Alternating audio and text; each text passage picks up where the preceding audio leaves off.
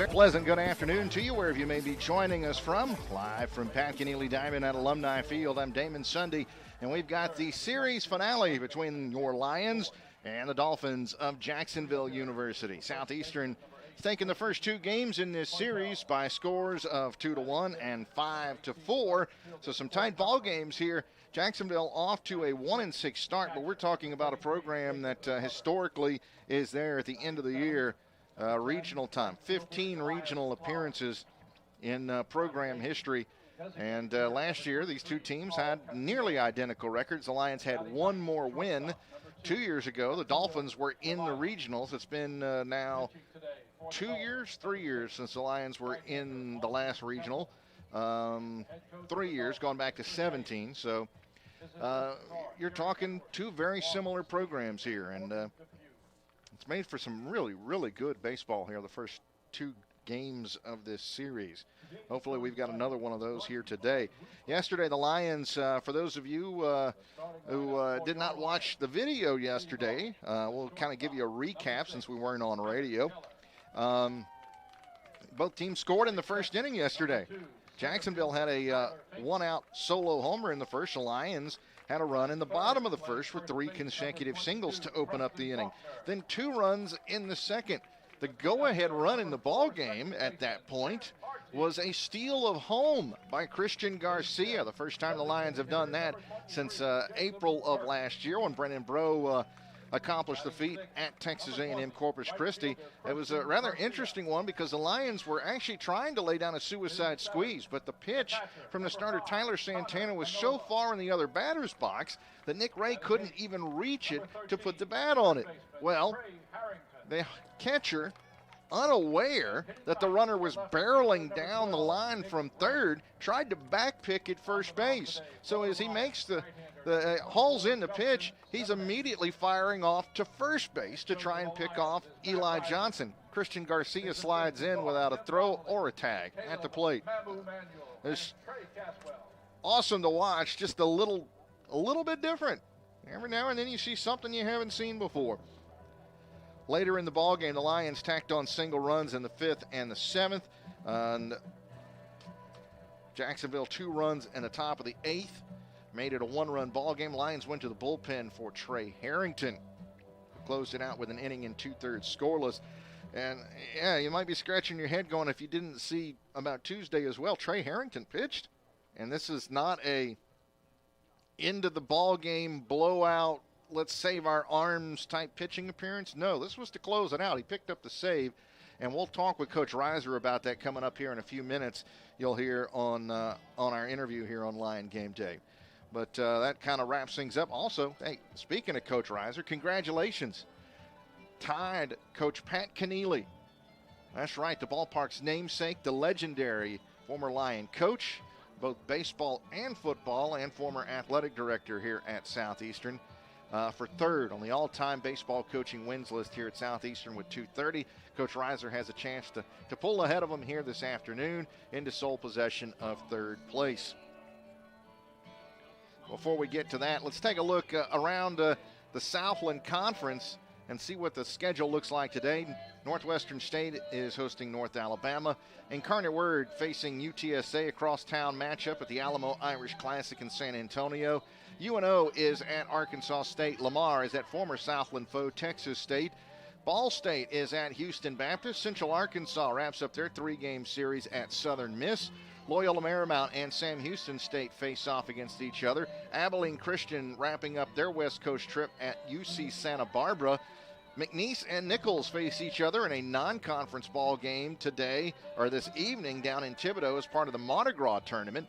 Texas A&M Corpus Christi hosts Missouri in the Kleberg Bank College Classic at Whataburger Field in Corpus Christi. That'll be the site of the 2020 Southland Conference Baseball Tournament. So that's something to keep in mind for late May. And then in Nacogdoches at the SFA tournament, it's another matchup of former Southland Conference schools, or a current one against a former one, UT Arlington at Stephen F. Austin. And that's what the Southland schedule looks like today. Of course, we'll keep you updated on those throughout the ball game. Well, we had a chance to talk with head coach Matt Reiser, and you'll hear about that coming up here in 2 minutes when we return on Lion Game Day. This is the Southeastern Sports Network.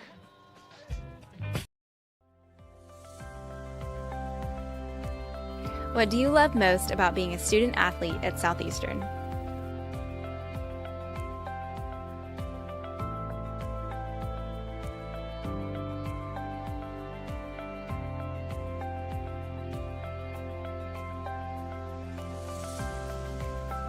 So I chose teammates for life because on our golf team, nobody's from the same spot, but the friendships we've made once we graduate, I know we'll always be friends, we'll always see each other, we'll always come back and visit.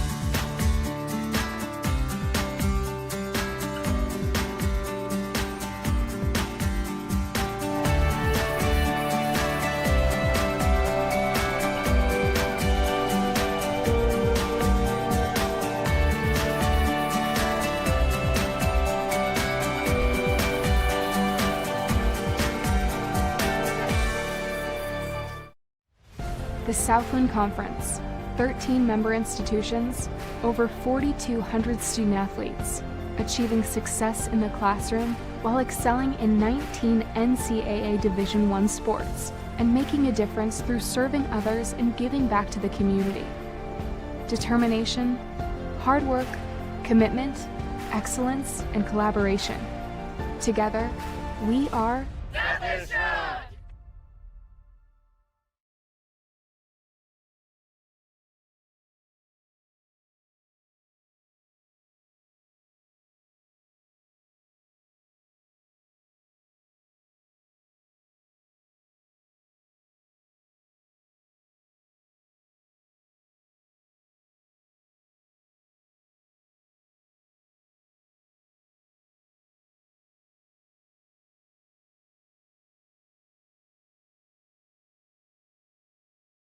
Welcome back on Lion Game Day. We're talking with head coach Matt Reiser. And Coach, bats break out yesterday. What was the difference in the approach, if anything, or is it just finally breaking through?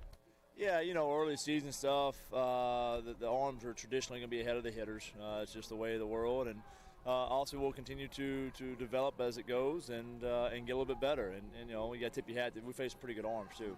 Through the first 5 or 6 games, there's been some pretty good ones. The run out there Friday night was no joke, man. The guys can go on probably the end of day 1 or if not early day 2. And so, yeah, I think just a matter of getting a little bit more comfortable in the box. There's still some things we want to execute offensively. We got to be better with the guys in scoring position, better with the guys at third base, less than 2.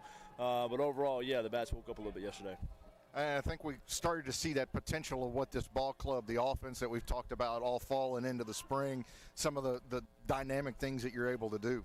Yeah, I mean, you saw it. Mid-game, we made the move and, take the catcher and move him to short, take the shortstop, move him out to left, out to center field. Center fielder goes to left fielder goes to right. So the versatility of the defense and the different looks that we could have obviously showed up yesterday in that moment. So that's why these guys got to be ready.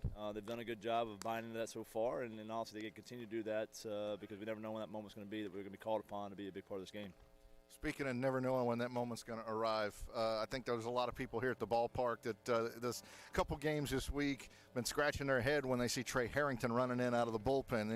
He's a junior. It's his first appearance on the mound in a regular season ball game. How did all that come about? And he looked really, really good yesterday, closing things out. Yeah, they put Trey on the bump in high school his senior year, and he was runner-up for Mr. Tennessee Player of the Year, and that was a big reason why. He would, obviously play shortstop for his high school, and then come in and close out ball games, had a lot of saves, and give up a lot of hits, had a lot of strikeouts. So, it was one of those things. Last year we probably should have dabbled into it, but we felt like we had such a deep staff, we really didn't have the need for it. Obviously this year we're graduating so many guys, and having so many new faces on the staff, we're trying to find some solutions there at the back end, and so we started him up a couple months ago. Started building that arm to make sure he can get on the mound and do what he needs to. You know what you can get every time with Harrington, whether it's in the box, at the position, or on the mound, and he's a competitor, man. If you can get guys that can throw strikes and compete on the mound, you can give yourself a chance to win. So I think it's going to help some of this early season stuff where we're trying to figure out the bullpen area. We got a few injuries that we're going to get back hopefully with here in the next couple weeks that can help maybe solidify some things. But in the meantime, he definitely showed well yesterday to give some comfort there at the end of games. And I also think we go back to that versatility that allows you to be able to do that as well. Because remember back to the last athlete that you had that had the ability to do both, and Drew Avens, and it was a struggle to get him in because you didn't have anybody to replace him in left field. Yeah, absolutely. You know, that's where Eli Johnson, just again, a senior who can really defend it there, gives that depth. He gives the ability to be able to, start there at third base and really not miss a beat defensively or offensively, what we have with Tripp, and allow Tripp to be ready to go, also have the bullpen. So, yeah, when you look at that and you have that versatility of different guys that can plug in and play every day, it keeps guys in roles, which keeps guys excited about the opportunities that they could possibly come about. And, yeah, I think it's just, again, a testament to our depth, what we have position player-wise, at least from a defensive standpoint. Justin Simonek gets to start today. Worked in relief opening weekend where you did something a little bit different. You tried to shorten the game with only 2 games that weekend, using starters in relief to kind of give really a nasty look to the hitters, because all of a sudden they're not facing a 1 or 2 pitch guy. They're facing a guy with a full repertoire. What does Simi do so well that's helped him earn this start here today? Yeah, we kind of came into the same idea yesterday. If it was going to be tight and had to go early to the bullpen, then we were going to go Simonek and just split the game in half again to also get the series. But Grant Upton did a fantastic job yesterday of filling up the zone, getting in the 6 innings with a quality start, only giving up 2 runs, and allow us to kind of turn some things over to some shorter guys with the bullpen area. So then also Simi gets a nod today. That's kind of the way we're going to roll this thing for the first few weeks with Simi and Mourn, and also we'll keep Upton and Schaefer in those starting rotation. But Simonek, man, he's just done a good job of continuing to complete his repertoire. I mean, it's a true 3-pitch mix. He can throw any ball at any time to any side of the plate, left-handed or right-handed. So when you do that and you throw strikes, it makes it tough, man. You change up timings and change up looks, and it can be hard to square up. So we're going to need Simi to do a lot for us today. We need him to give good in the ball game, same way Upton did yesterday, and we can shorten the game with a few guys. We've got some pieces that might get in today that haven't been on the mound yet, but hopefully we can get them out there in those 1-inning stints and get them successful, and then get them back out and finish off the ball game with Harrington. All right, glad to see Solid Gold Sunday returning to the ballpark. Coach, best of luck today, and let's get after it. Line up, baby. We're back in 2 minutes here on the Southeastern Sports Radio Network. The countdown to Katy has begun. The Southland Conference Basketball Tournament at the Merrill Center in Katy, Texas. Experience it live as teams compete for a tournament title and a chance to go to the dance. It's affordable family fun and great college hoops action. Tickets for the Southland College Tournament are on sale through school ticket offices and Ticketmaster.com. What's up, Lion fans? Snake, Big Easy Lofton of the Globetrotters, and also Southeastern Louisiana University. Can't wait to be back home March 12th in the University Center. Can't wait to see you there. Line up.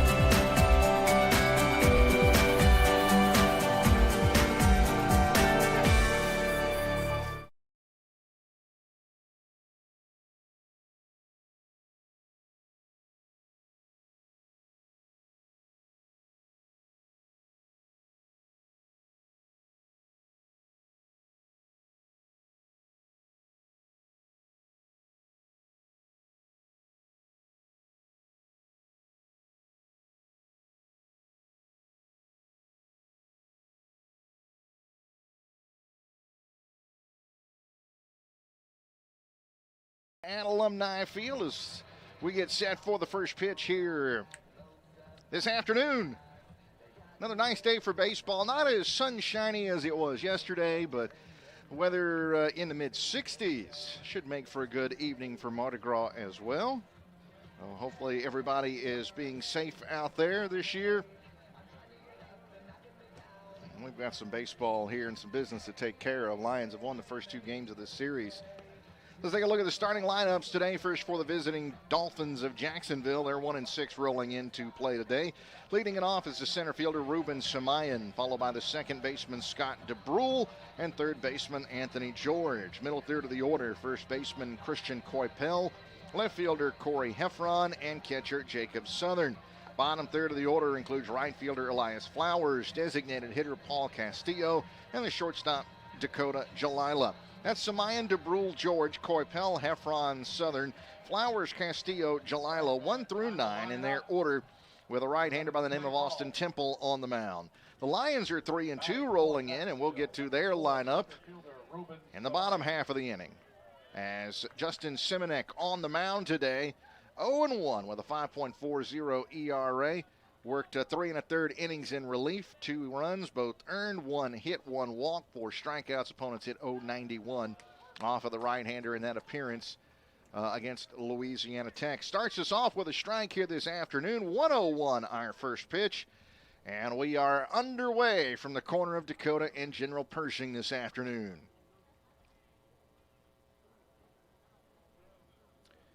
And what happened here? Did Connor Manola he got a new catcher's mitt. Semi broke it. All right, I didn't see what the radar read out, but popping the mitt enough to pop the mitt today. How about that? Oh, a left-handed hitter, Ruben Samayan at the plate, 182 the average, and there's a ground ball to the second baseman, scooped up by Artigues. He'll toss on to first. 1 gone, and let's get that defense set for you now, since we've already teased you with a few of them. Left to right around the outfield, we find Nick Ray, Tyler Finke, and Christian Garcia today. Third to first around the diamond, Trey Harrington back anchoring your hot corner. Double play combo up the middle, Evan Keller at short, Champ Artigues at second, and the first baseman is Preston Faulkner. As Scott DeBrule, the second baseman, steps in. Left-handed hitter comes in, hitting .423 on the year. He's got 6 hits in this series, a homer, and 2 runs batted in. Another left-handed batter. And the 0-1 from Simonek hit into center field, and he continues to swing a hot bat this weekend. DeBrule with his 7th hit in 2+ games now. And he singles into center.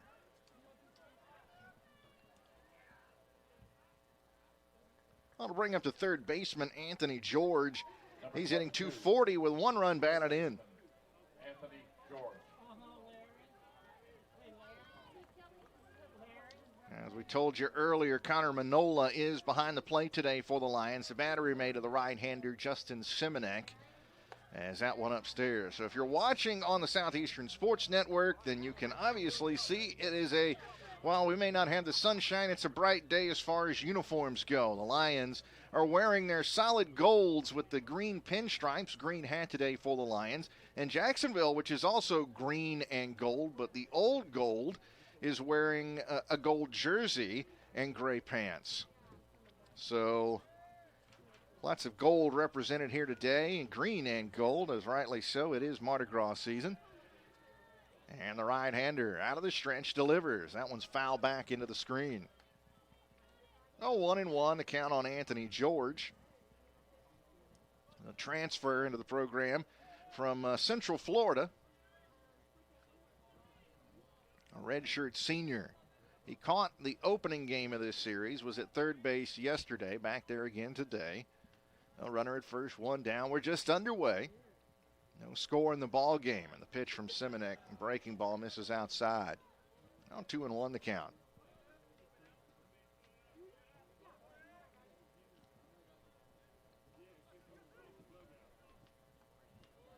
It'll settle back into the box here. Take a look over at first. Faulkner holding the runner on. DeBrule yet to attempt to steal. Swing and a miss. Manola, a good throw down, and he's out by a couple of feet. Nice throw from Manola and got to swing and miss, so the count 2-2 on the hitter. Well, not a strike him out, throw him out, but set up here. While we have a chance, of course, we know we get listeners from all over. Want to send a special shout out hello to cousin Lonnie, listening back in North Dakota today. The right-hander winds and delivers. Missed with a breaking ball outside.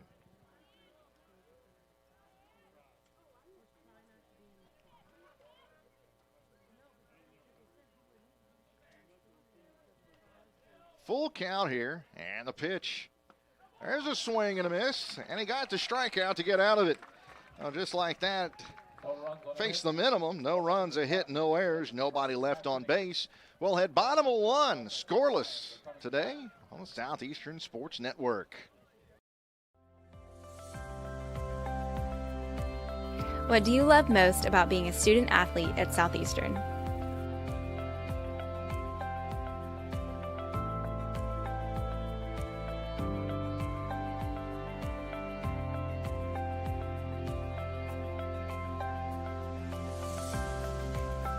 So I chose teammates for life because on our golf team, nobody's from the same spot, but the friendships we've made once we graduate, I know we'll always be friends, we'll always see each other, we'll always come back and visit.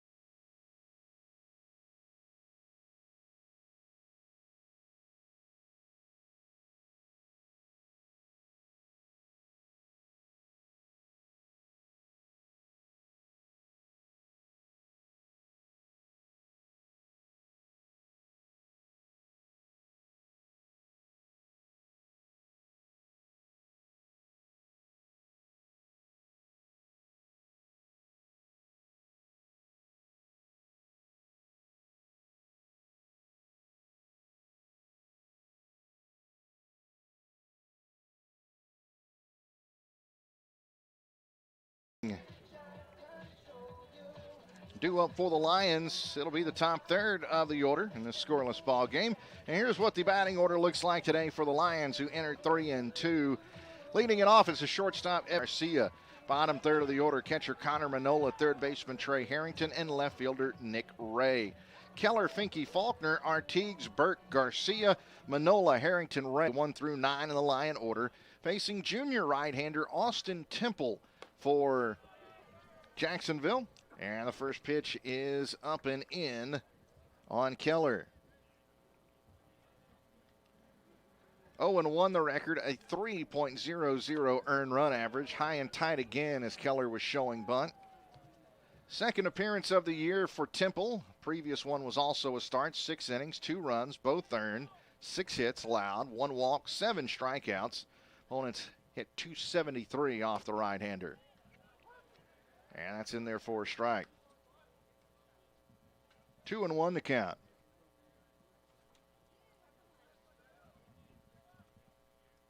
The pitch downstairs. 3-1.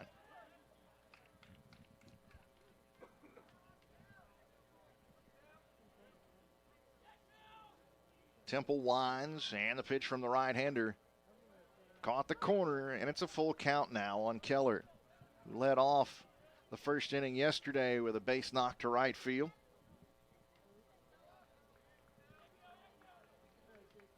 The 3-2. Upstairs, ball 4, and the Lions have the leadoff hitter aboard again this afternoon. That'll bring up Tyler Finke. He's hitting .222 on the year. Number 2, center fielder, Tyler Finke. Sophomore transfer out of Columbus, Indiana.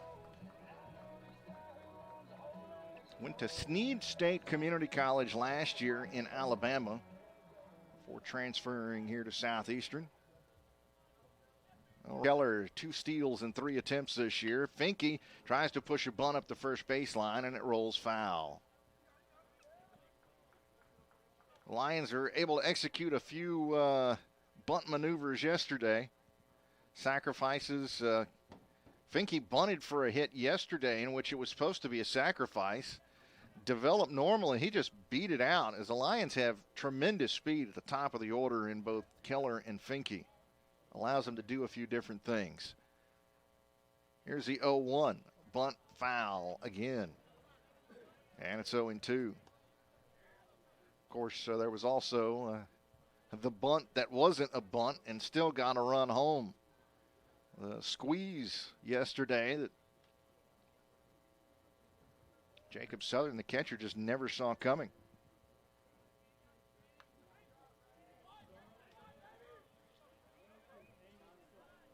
Now 0-2 the count. Temple out of the stretch. Finke gets the bunt down that time to the mound and airmailed to first. He's safe. That's going to be an error on the throw, but it still goes down in the book as a sacrifice.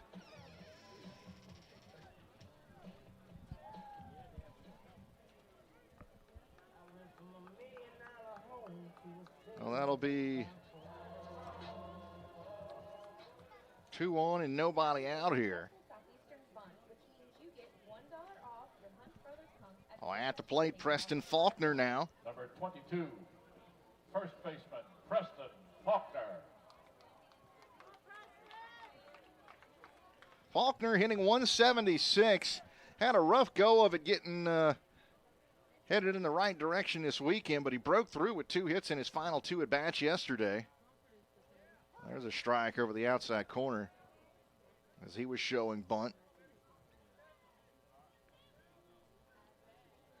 The one that finally got him going yesterday was an absolute laser to the shortstop. He hit it so hard that it pulled the shortstop's glove off.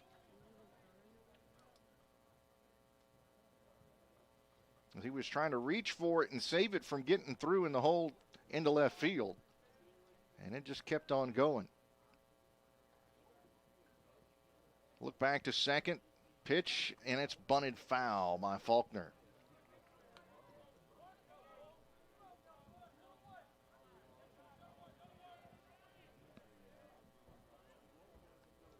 On the count 0-2. No score, bottom of the first inning.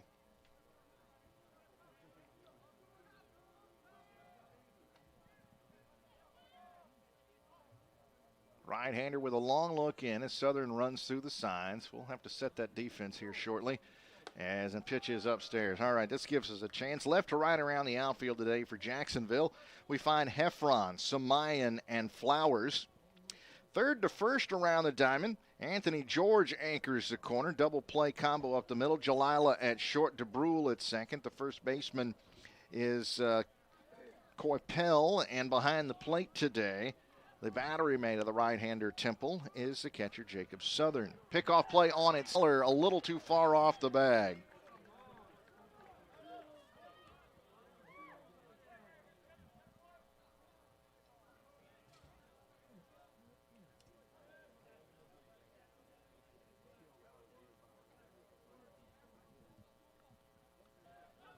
At the plate, it's a 1-2 count on Faulkner.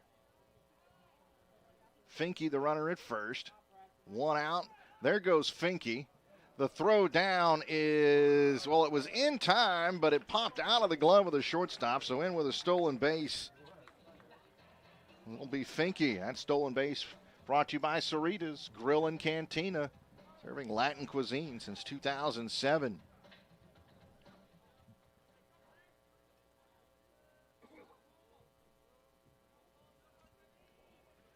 Oh, runner in scoring position with 1 down. 2-2 count on Faulkner. The pitch popped up. Left side, third baseman in foul territory calls for it and hauls it in. And there's 2 gone.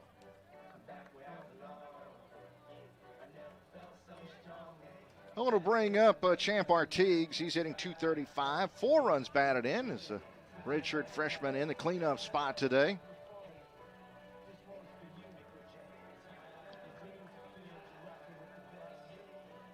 Number 4, 65 degrees at first pitch this afternoon. Winds out of the south-southeast at 11 miles an hour, so a little breezier than it was yesterday. Pickoff play on at second, and that one not close. Oh, it's that has the breeze blowing out to left center here this afternoon.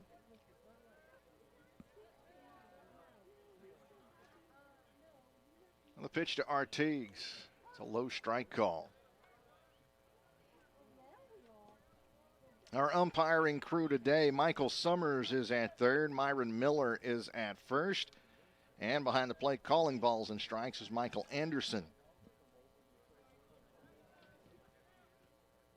Look back to second. And the pitch side almost hit Artigues, and it's 1-1. He was hit by 2 pitches yesterday. One of them drove in a run with the bases loaded.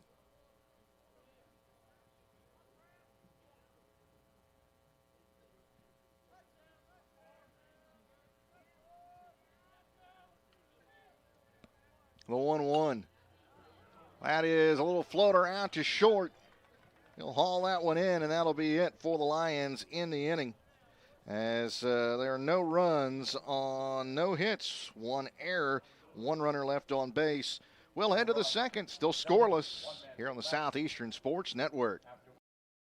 The Southland Conference, 13 member institutions, over 4,200 student athletes, achieving success in the classroom while excelling in 19 NCAA Division I sports and making a difference through serving others and giving back to the community. Determination, hard work, commitment, excellence, and collaboration. Together, we are Southeastern!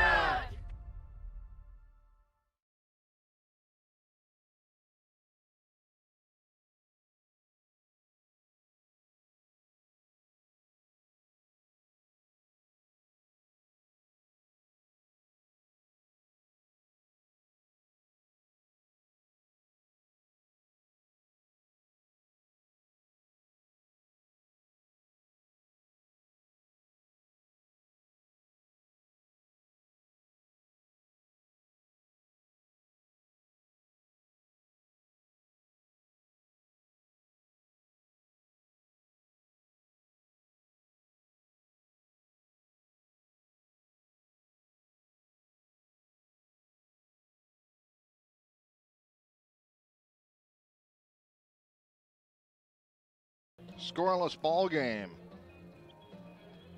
Christian Coypel will lead things off against the right-hander Justin Simonek. Coypel, C-O-I-P-E-L, 167 hitter, 2 homers, 7 runs batted in. Bats from the left side. Takes the first pitch for a ball.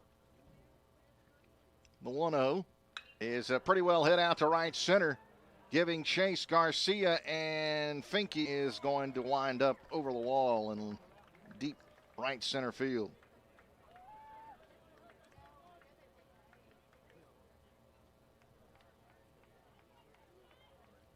Cleared the Bud Light sign out there in right center.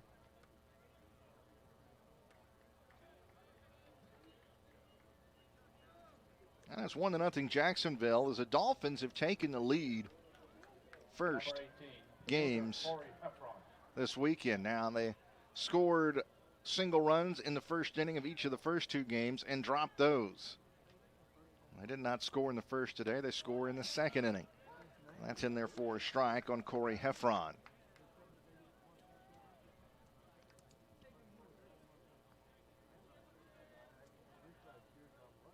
The 0-1, high and tight. Well, the count evens out at 1-1.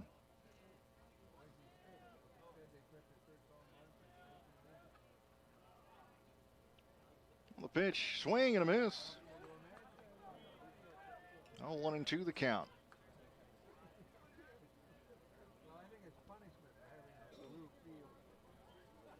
Heffron, a 176 average, 1 run batted in. Right-handed hitter. Hails from Cincinnati, Ohio. The count evens out at 2 balls and 2 strikes.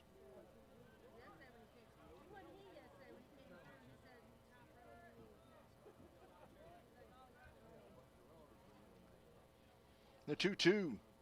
That one's fouled off.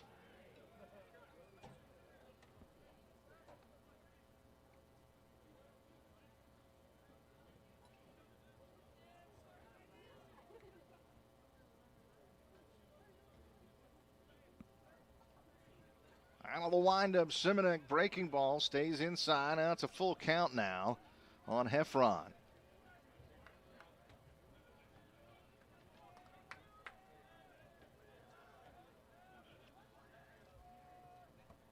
The 3-2 pitch. Woo. Didn't miss by much. That's ball 4. That'll bring up the catcher, Jacob Southern.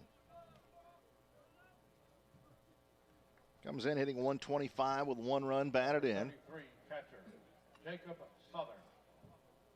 Southern, a senior from Orlando, Florida.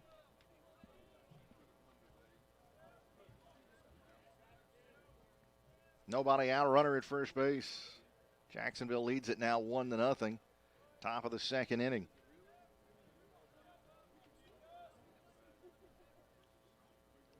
Heffron over at first has not attempted a steal yet, but he did draw a throw there from Simonek and back in safely.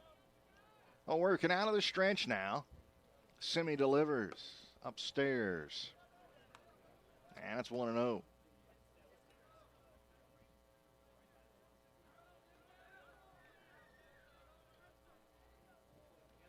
Lions head out on the road after this. A pair of games Tuesday up in Monroe. We'll head to North Louisiana while everybody celebrates Mardi Gras. That's in there for a strike. So Mardi Gras night, we will be playing some baseball at 6 o'clock LM. Ash Wednesday, a 4 o'clock first pitch on getaway day. As that pitch high and tight.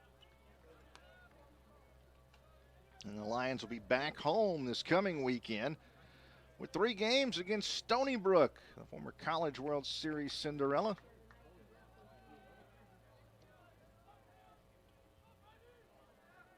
And we're making the trip into Hammond for the second time in as many seasons. Here's a pitch by Simonek, missed outside. And he's fallen behind now, 3-1 here on Southern.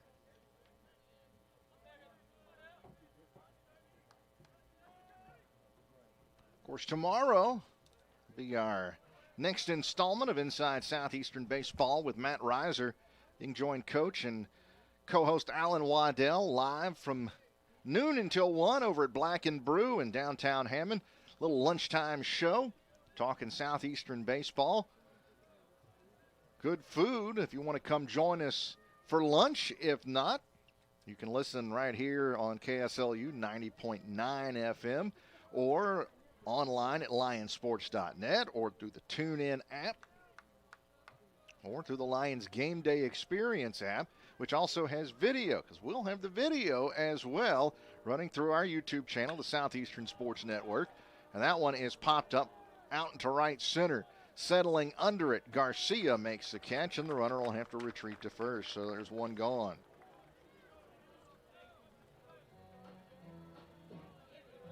Now it'll bring up the right fielder, Elias Flowers.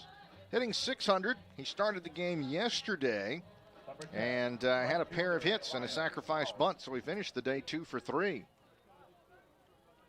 Freshman rated by D1 Baseball as the 18th on the list of impact freshmen in the Atlantic Sun Conference. Trying to keep Heffron close. He's tossed over a few times.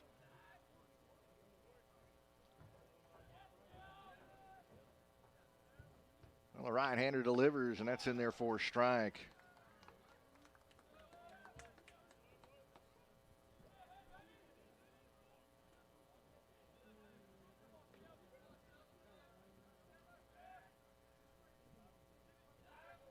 Oh, and 1 the count. Runner stretches out his lead at first with 1 down. And the pitch by Simonek showing bunt, and the fastball is upstairs. Oh, 1-1 the count. Flowers, a left-handed hitter. Bats in the 7 spot.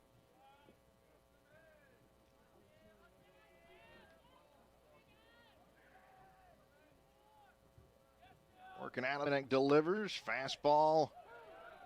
Strike call. That looked pretty similar to the last one. I'm not sure we've seen much consistency so far from the home plate umpire.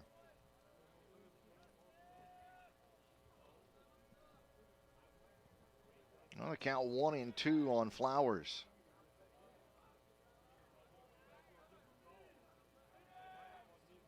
Pitch by Simonek. Breaking ball got away from him, and they got a piece of Flowers. He'll head down to first.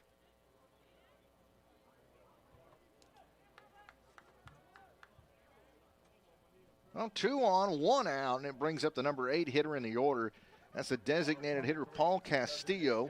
It'll be our first look at him this weekend. An infielder, outfielder, junior from Miami, Florida, 6'1", 190-pound left-handed hitter, batting 182 on the year.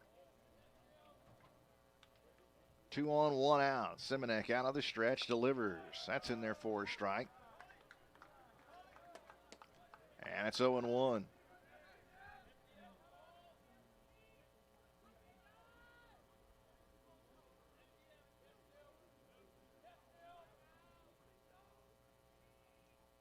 The pitch. There's a swing and a miss. That one bottomed out and he chased it. On the count now, 0-2.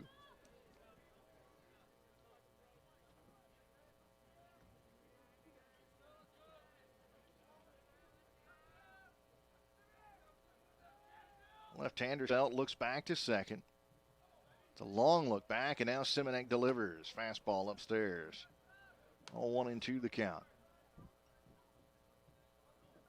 Well, he's sitting at 32 pitches right now, 18 of them for strikes.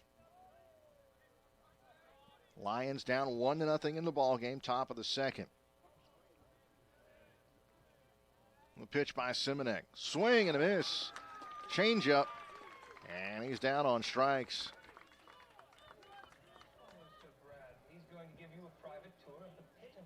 Oh, 2 gone, and it brings up the shortstop, Dakota Jalila.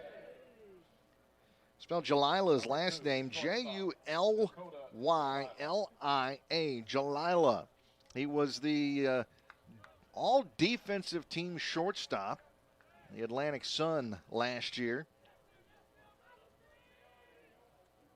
Look back to second in the pitch. The right-handed hitter's upstairs. Hitting .040 here in the early going.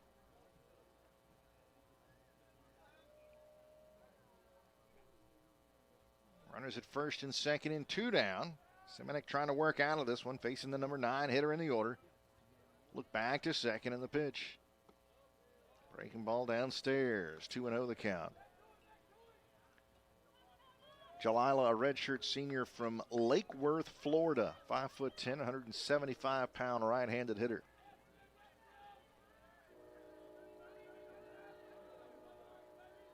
Heffron at second. Flowers at first. And Simonek now down 3-0 in the count here.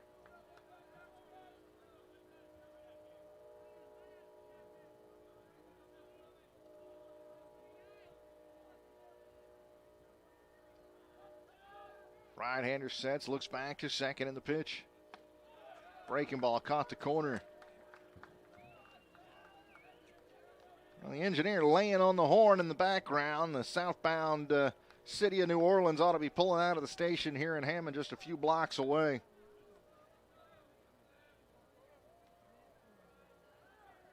Right-hander delivers. There's a swing and a miss. He chased one up in his eyes. That's a full count now.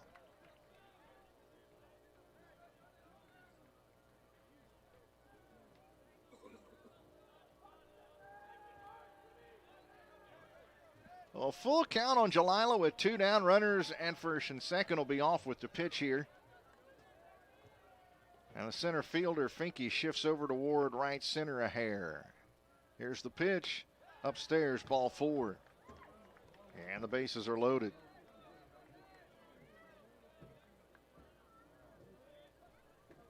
And back to the top of the order now. For the center fielder, Ruben Samayan, and that'll bring out head coach Matt Reiser. homer, walk, fly out, hit by pitch, strikeout, walk. The bases are loaded with 2 down. Taking a look at the Southland Conference scoreboard here early. Top of the 5th inning in Natchitoches, Louisiana, 4-1. Northwestern State leading North. Bottom of the 4th inning in San Antonio, crosstown matchup. And that's the Incarnate Word facing their former head coach. UIW leads UTSA 1-0 in the Alamo Irish Classic. Current Southland school facing Upland School. Bottom of the 5th inning in Jonesboro, Arkansas. Arkansas State leads New Orleans 1-0. Top of the 4th in Houston. HBU, Houston Baptist, trailing Ball State 1-0. Top of the 4th. 3 matchups today of current Southland schools versus former Southland schools. Is Lamar in one of those as they lead Texas State 2-0. Bottom of the 1st inning over in San Marcos, Texas. And the first pitch misses for a ball to Samayan. From the belt, Simonek downstairs. That's 2-0.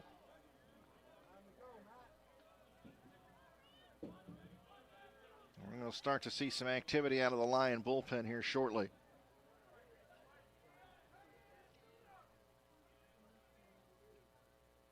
The 2-0.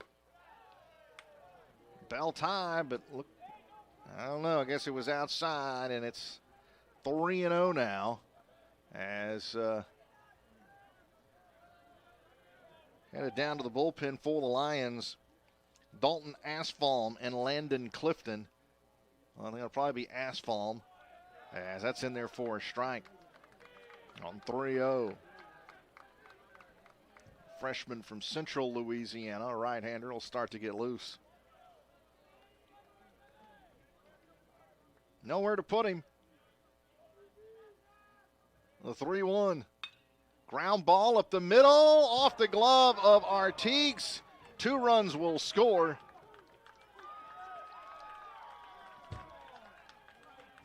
And it's now 3-0 Jacksonville.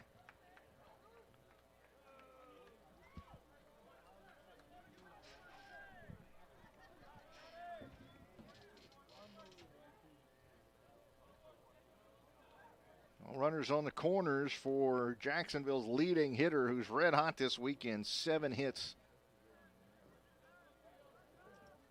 Number 3, second baseman, Scott Dubrow.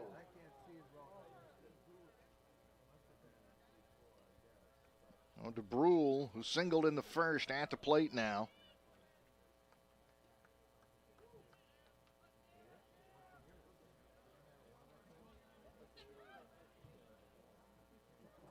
Jalila at third, Samayan at first. Right-hander from the belt, the pitch outside.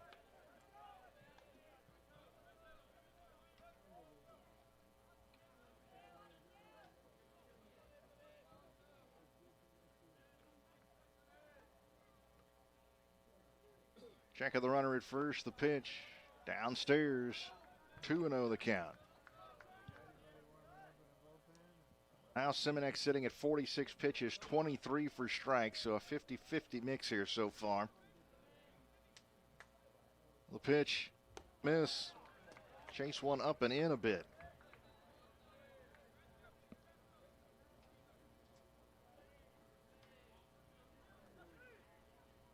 Samayan over at first does have a steal. That's this weekend as this one hit out toward left center. Drifting over is Nick Ray. He'll be there to make the catch, and that'll wrap up the inning. But not before. Jacksonville scores 3 runs on 2 hits. There were no errors and 2 runners left on base. We'll head to the bottom of the second. Lions have some catching up to do now, down 3-0 here on the Southeastern Sports Network.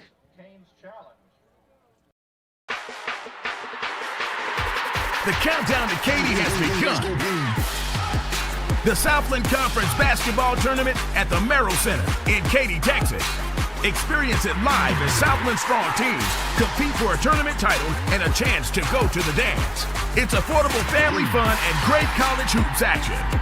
Tickets for the Southland Conference Basketball Tournament are on sale through school ticket offices and Ticketmaster.com.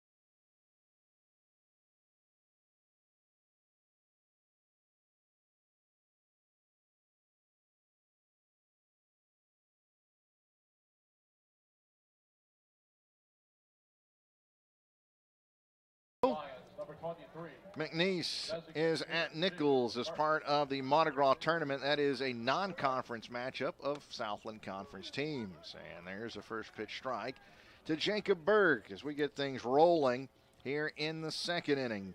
Lions down 3-0 in the ball game. Base hit through the left side. Lions have found that to their liking here this weekend.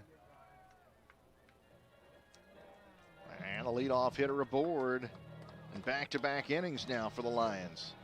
And it brings up Christian Garcia. Comes in hitting grid with 2 runs batted in. Looks down the line to Coach Reiser for some signs. And right fielder, Christian Garcia. he'll settle into the box here.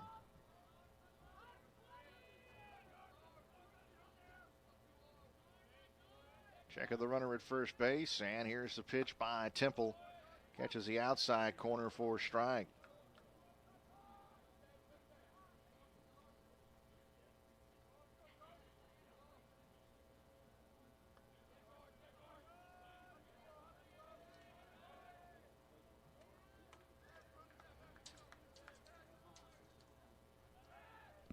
Toss over to first and back in safely Burke, who, despite his size and what you would think of a first baseman,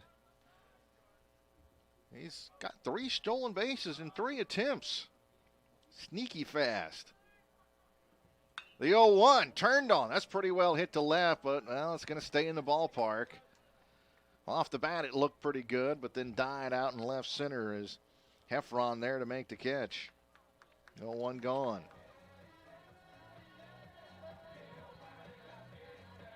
Oh, it'll bring up the catcher Connor Manola.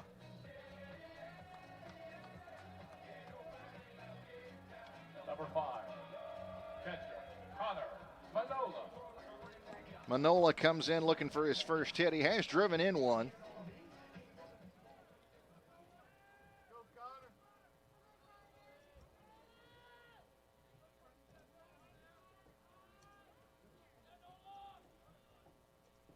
And the pitch misses for a ball.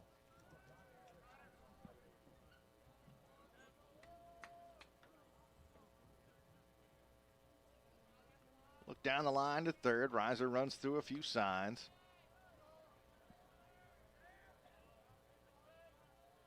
Burke stretches out a lead at first. He'll inch out a little bit bigger.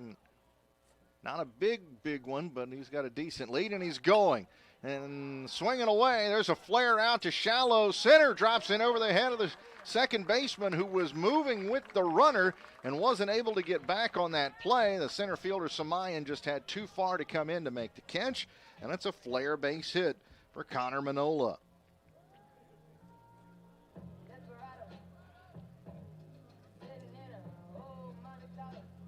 Oh, it brings up third baseman Trey Harrington. He's hitting 200 on the year.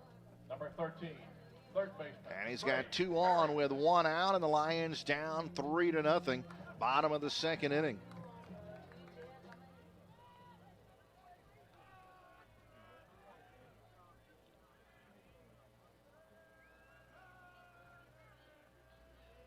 Well, the right-hander comes set at the letters, looks back to second. The pitch by Temple.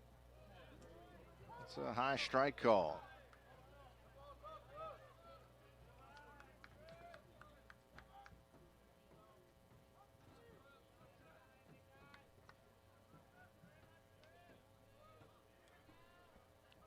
Filling in down the lines.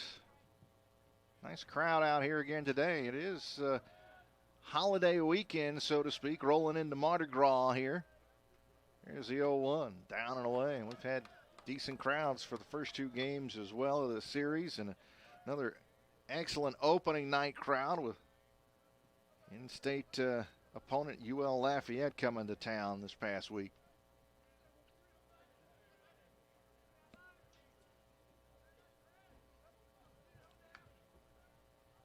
Two on, one out, and the pitch fouled out of play. It's 0-2 now.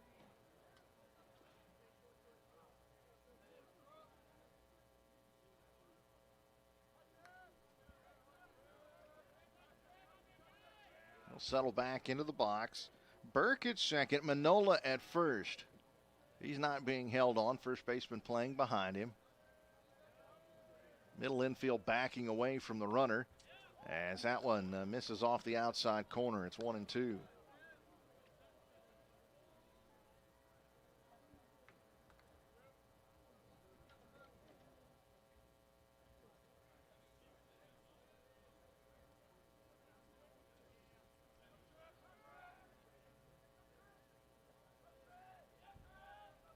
Look back to second. Here's the pitch. Swing and a miss, and down on strikes goes Harrington.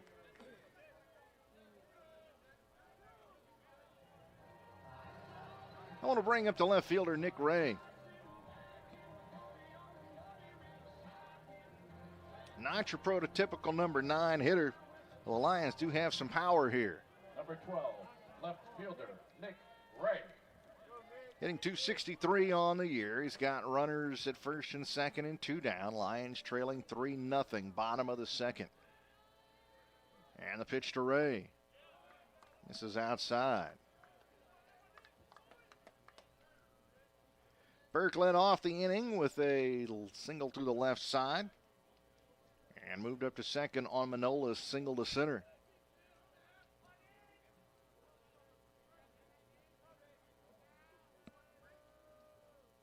The 1-0 pitch. High and tight. And it's 2-0. Temple will go to the rosin bag and toss it down.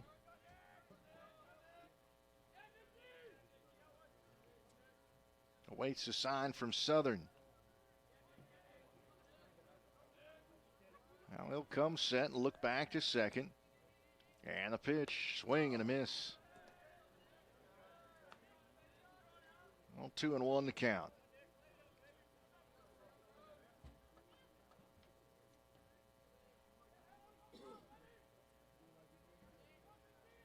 Breeze blowing out toward the left ever so slightly. Long look in by Temple. Ray just waiting and waiting. Look back to second. Here's the pitch. Runner's going, and that one is fouled out of play. 2-2 the count.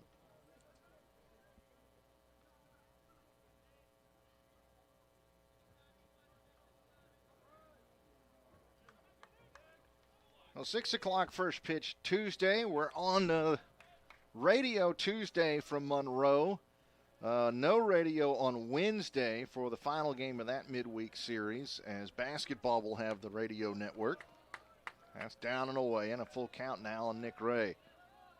Not sure yet of any video situation up there at Monroe. We'll look into that for you a little bit later in the week.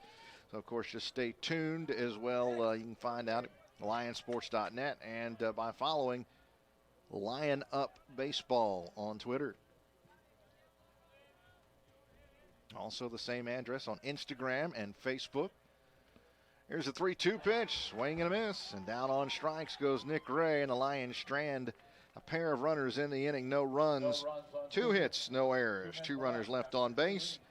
We'll take a 1-minute break. Back after this on the Southeastern Sports Network.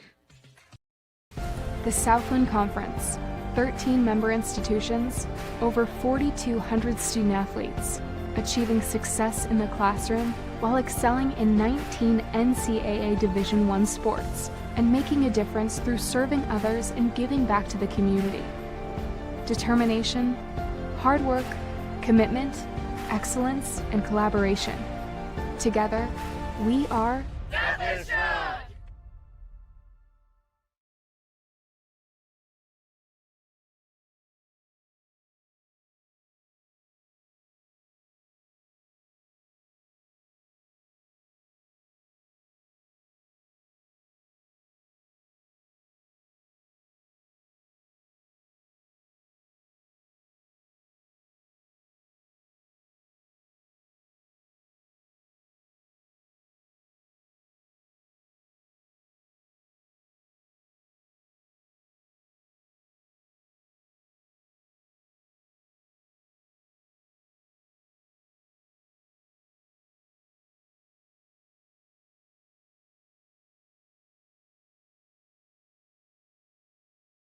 Third inning, Lions down 3-0 in the ball game.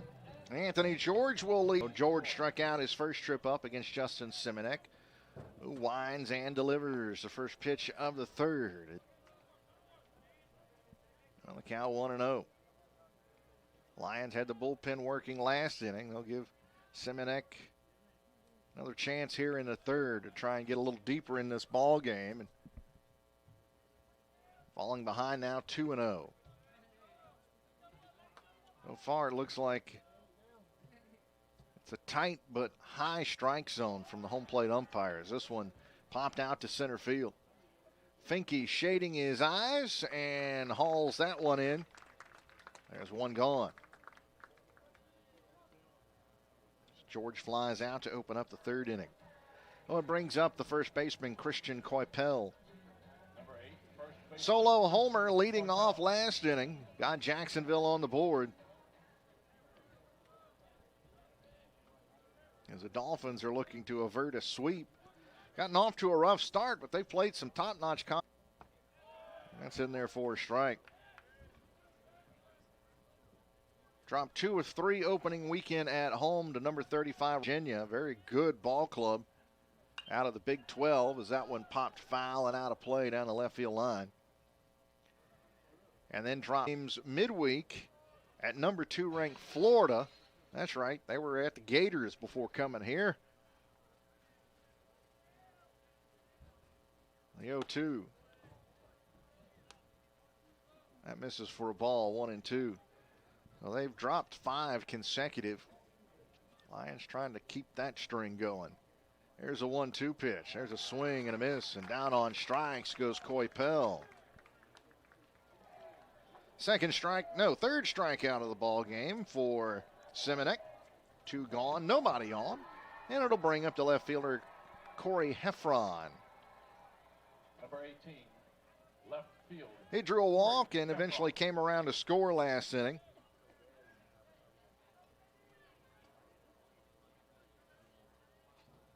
Right-handed hitter will settle into the box. And Simonek right to work. That one downstairs. I don't want to know the count.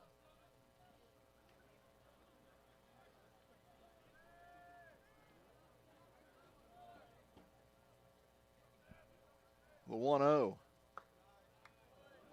That's a nice looking pitch at the knees. Didn't get the call. It's 2-0.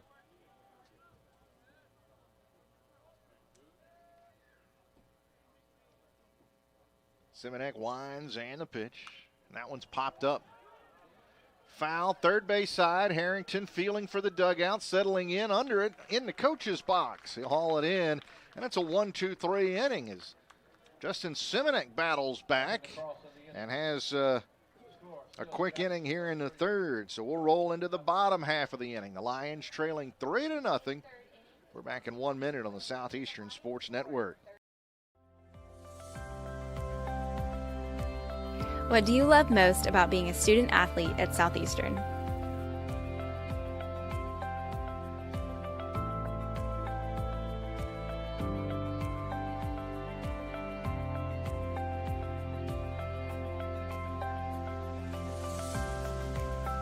So I chose teammates for life because on our golf team, nobody's from the same spot, but the friendships we've made once we graduate, I know we'll always be friends, we'll always see each other, we'll always come back and visit.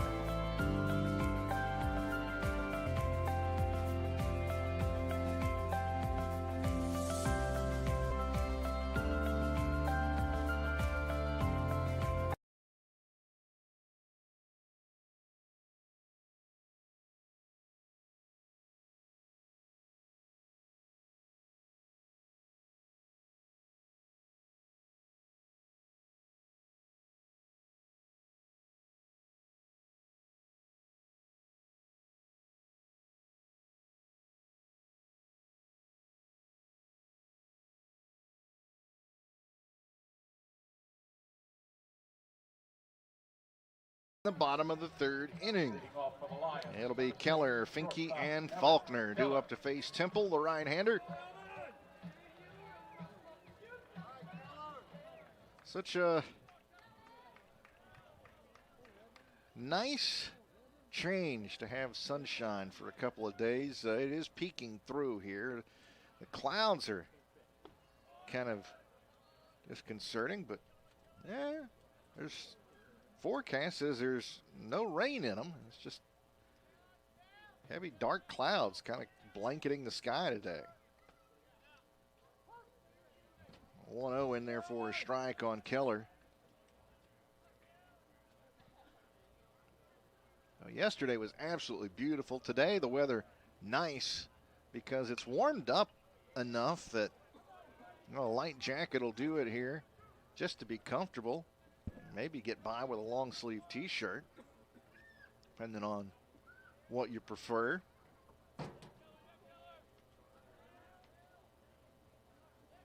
It's going to cool off again during the middle of the week. Here's a 1-2 pitch. Oh, it looks like one of these winters where we're just going to ride the roller coaster the entire time until spring gets here. Well, 2-2 the count on Keller. Drew a walk his first trip up. That one's a breaking ball that got away. And it's a full count now on the Lion leadoff hitter.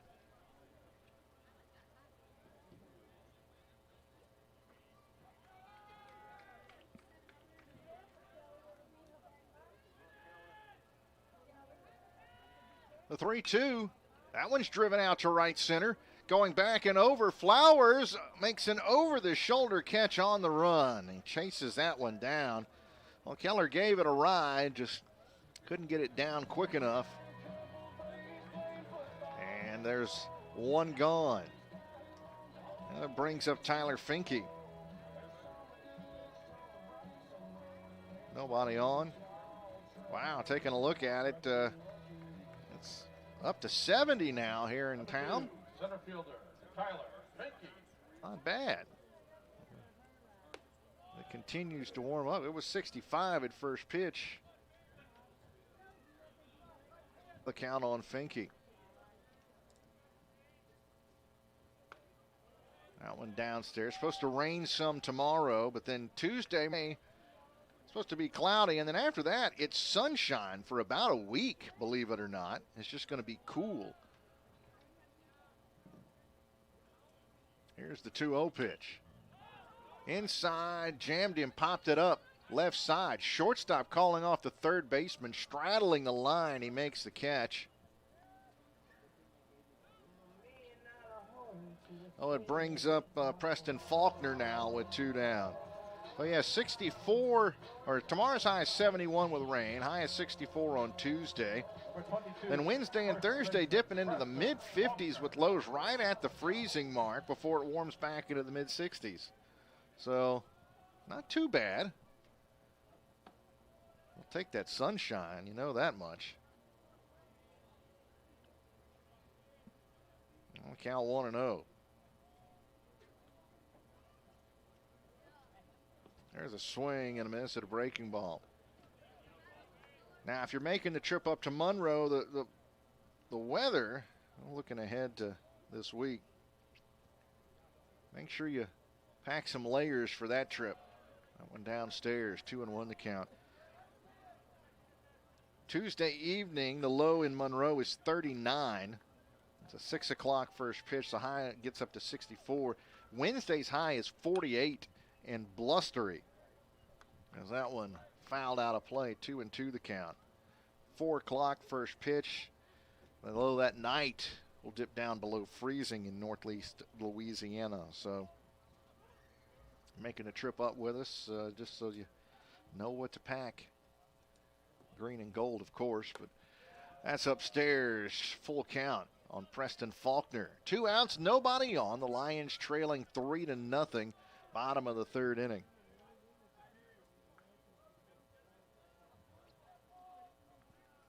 The pitch, that one's chopped foul up the third baseline.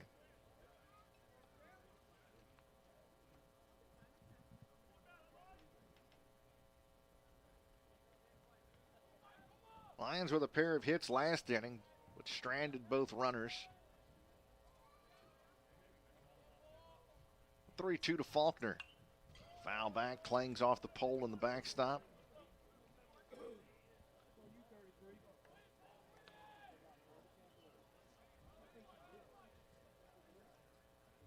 Waiting on Faulkner to settle back into the box, and he does. Southern crouches behind the plate. He'll relay the sign from the dugout to his pitcher, and Temple will wind. That one fouled off. Jam shot there again, in on the handle, and Faulkner does his best to fight it off.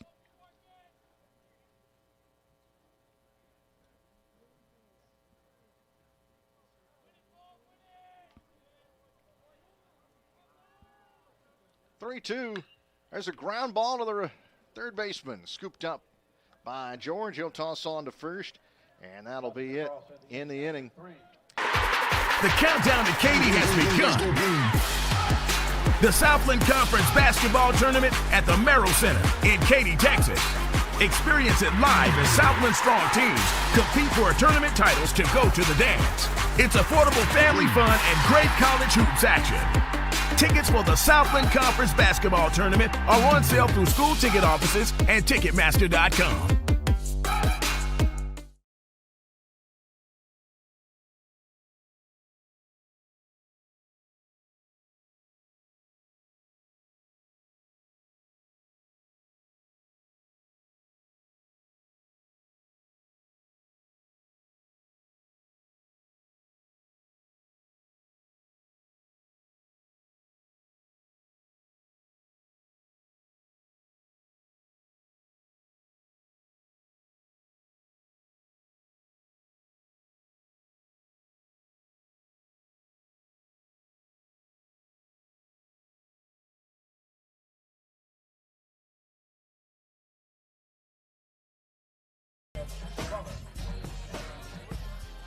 Jacob Southern leads things off for Jacksonville here in the top of the fourth inning. Dolphins leading it 3-0. He jumps on the first pitch and pops this one out to a shallow center coming in. Finke called off Artigues, who was camped out under it, and then couldn't get there to make the catch.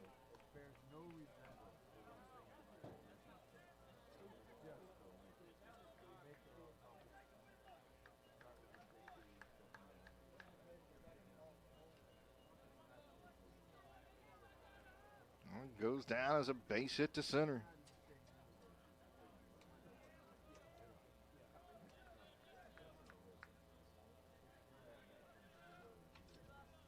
One brings up Elias Flowers.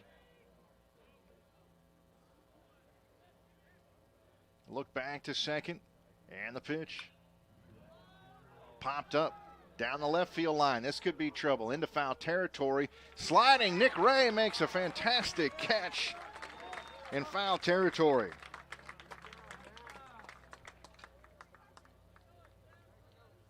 Oh, one gone. Number 23. Well, brings up designated hitter Paul Castillo. He struck out his first trip up. He's 0 for 1.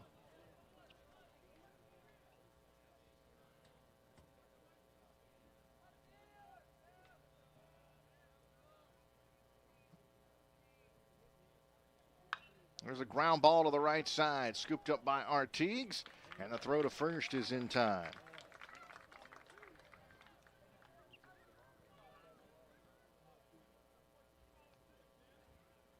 Number 2, shortstop, Dakota Jalila. That brings up Dakota Jalila.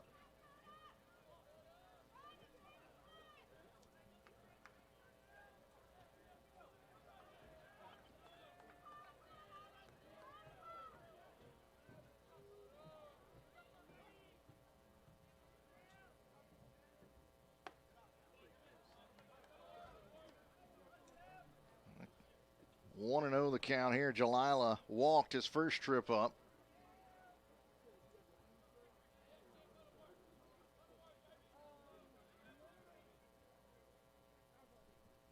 The 1-0 pitch. In there for a strike.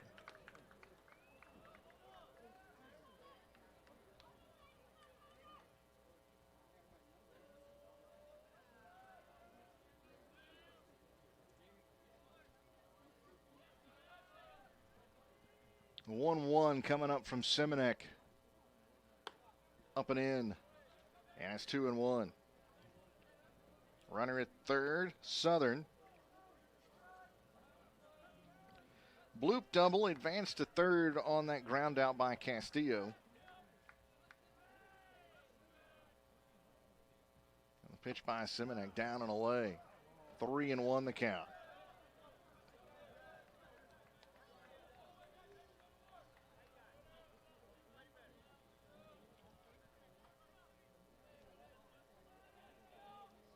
Here comes set at the belt. Look at the runner at third, and the pitch upstairs, ball 4. He's walked Jalila twice.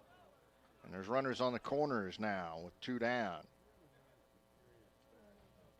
Back to the top of the order now for Ruben Samayan, who drove in a pair back in the second inning with a 2-out single.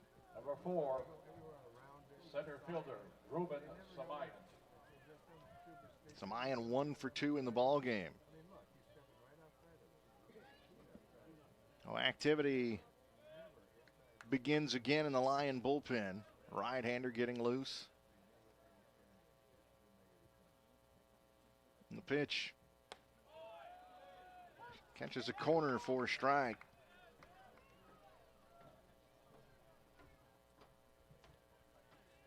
Three 0 the Lions trail.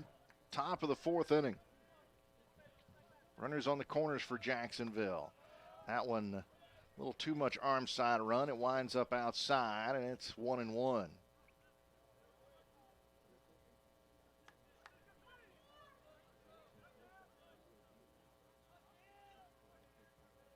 The pitch inside, 2-1 the count.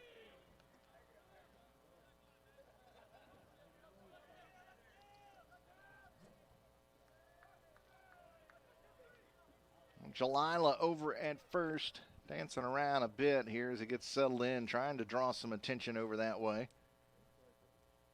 Runners on the corners, and the 2-1 swing and a miss by Samayan.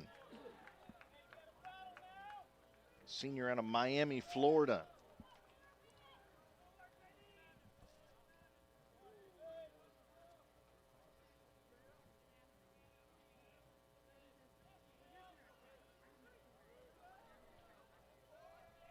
A lot of players from Florida on this roster, as you might expect. Jacksonville, Florida, such a baseball-rich state. But every now and then you see sprinkled in, like Elias Flowers, who's in the lineup today. He's from Montgomery, Illinois. Trent Palmer, who started Friday night's ball game from Ramsey, Minnesota. Corey Heffron, the outfielder, is from Cincinnati, Ohio. As that one fouled off as the runner was going. And the count stays 2 balls and 2 strikes. Looks like just one other player from outside the state of Florida. We haven't seen him this weekend, but T.D. Walker, an outfielder from Grafton, Wisconsin. Everybody else on the roster hails from inside the state boundaries of Florida, as that one popped foul down the left field line and out of play.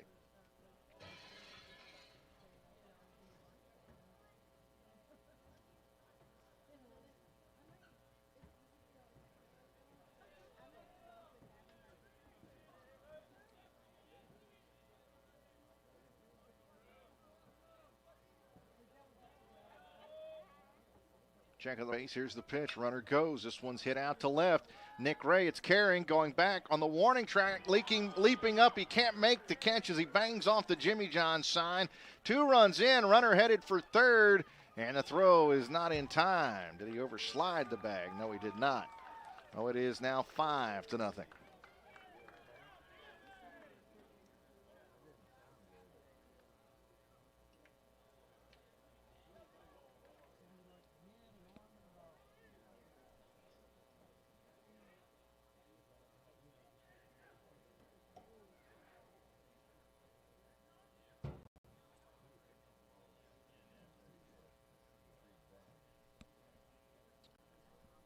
Well, now,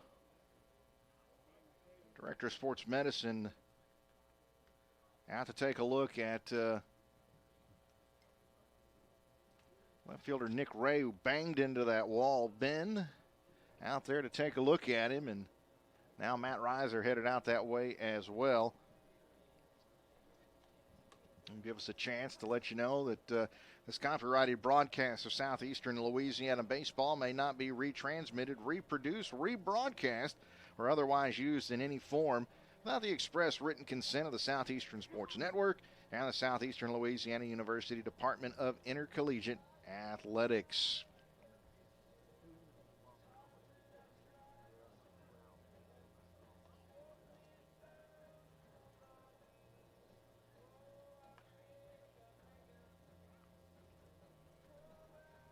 Oh, they're tending to Nick Ray out there. He got up and made the throw, but he banged into the wall hard and kind of awkwardly out there as it hit off the top of the wall.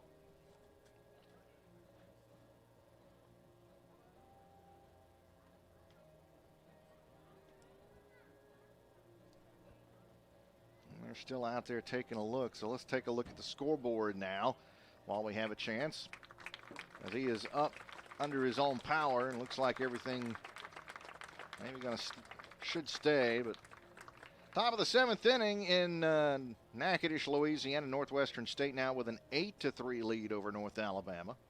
Bottom of the 5th in San Antonio. The crosstown matchup, UTSA and Incarnate Word, are tied at 3. The Alamo Irish Classic. Top of the 8th inning in Jonesboro, Arkansas. UNO's come back to tie that game up at 1 with Arkansas State. HBU trying to salvage a game in the series with Ball State, leads 9-1, top of the 5th inning.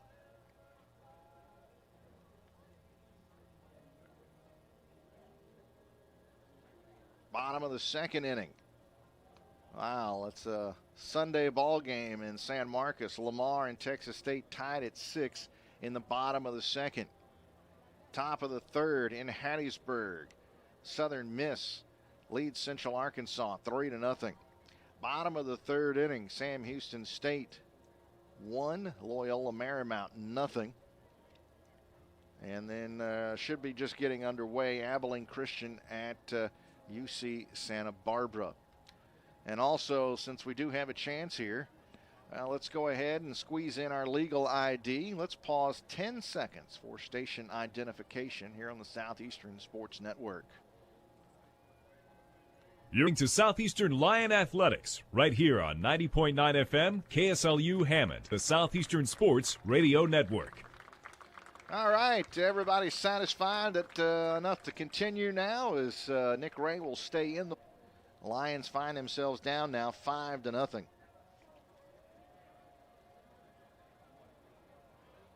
Two-run triple off of the left field wall for Ruben Samayan. Brings up Scott DeBrule, the second baseman, who's 1 for 2 today.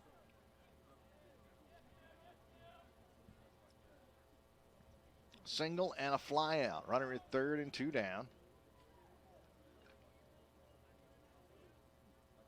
Right-hander delivers, and that one's fouled back to the screen.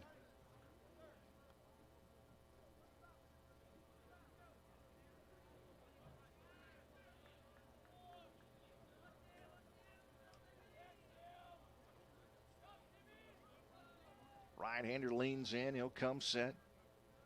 Look to 3rd and now deliver. That one is fisted foul down the left field line.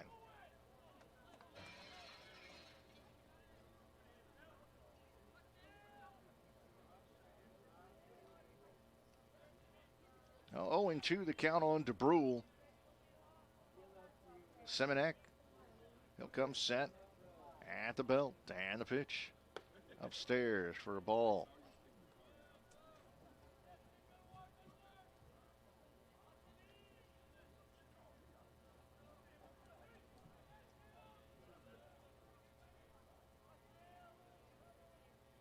He'll step off the rubber. Semenek just didn't like the way he settled in there. Stepped off. Now he'll step back on and lean in for the sign.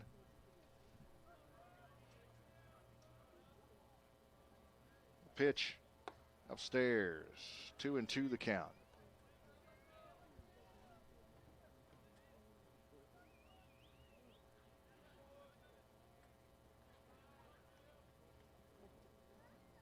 Center fielder playing in and a bit and toward left center, and this one is hit into the gap toward right center. Over to cut it off and hold him to a single is Garner. Well, the run scores, and it's now 6-0.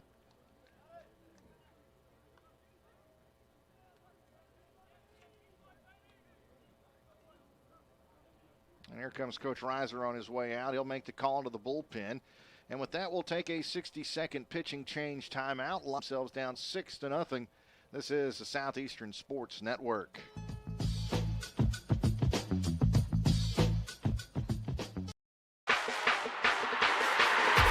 The countdown to Katy has begun.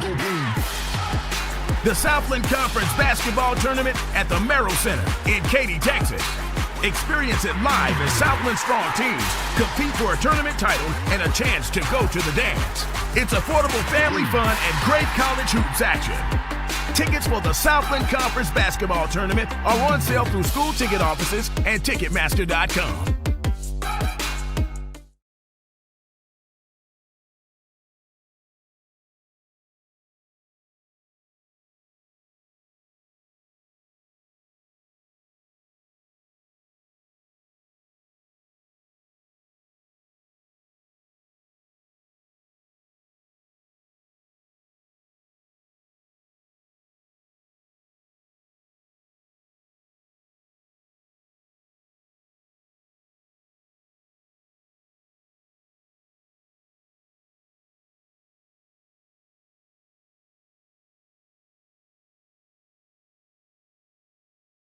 Is freshman right-hander Dalton Asfalm out of Central Louisiana. That is the town of Central in the state of Louisiana, just north of Baton Rouge.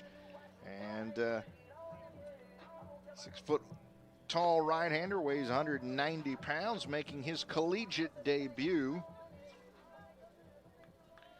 But part of that powerhouse at Central High School. Number 22, third baseman Anthony George. State titles galore over there. And now Asfalm in the ball game. In relief, inherits a runner at first base with 2 down. First pitch, fastball in there for a strike at 90. On Anthony George. Strikeout and a fly out today. He's 0 for 2. Look over to first. Right-hander comes set at the letters and delivers. Breaking ball. Downstairs.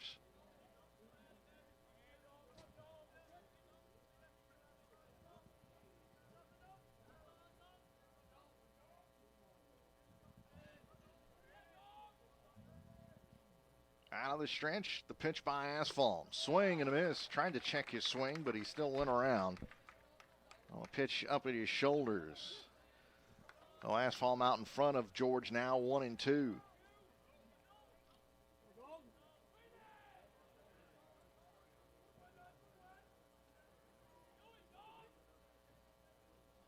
Toss over to first and back in safely is the runner DeBrule. He had 3 hits in each of the first 2 games of this series. He has 2 today. He's making a bid for Atlantic Sun Hitter of the Week. Here's the pitch. That one's foul back into the screen.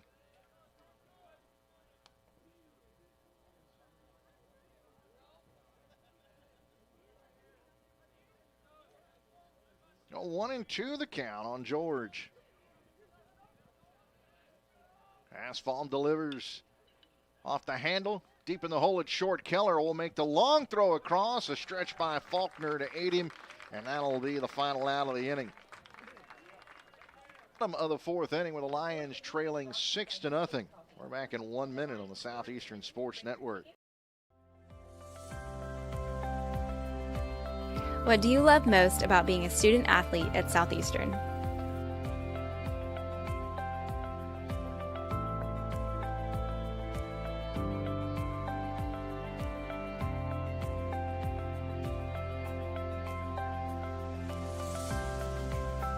So I chose teammates for life because on our golf team, nobody's from the same spot, but the friendships we've made, once we graduate, I know we'll always be friends, we'll always see each other, we'll always come back and visit.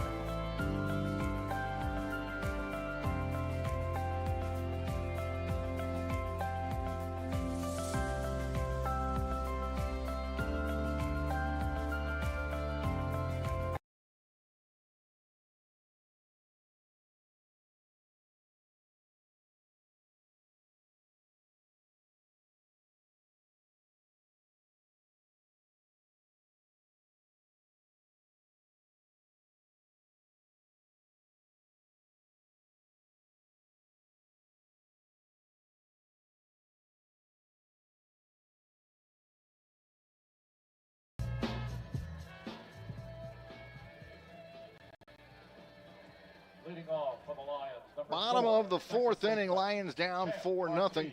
Champ Artigues will lead off for the Lions.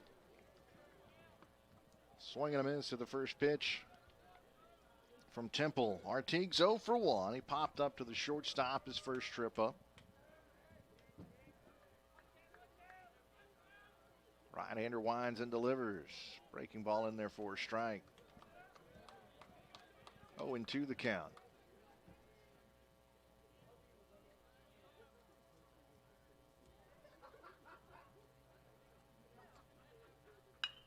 There's a ground ball to the right side, scooped up by the second baseman DeBrule. He'll toss on to first in time, retiring his counterpart. And there's one gone here in the bottom of the fourth inning.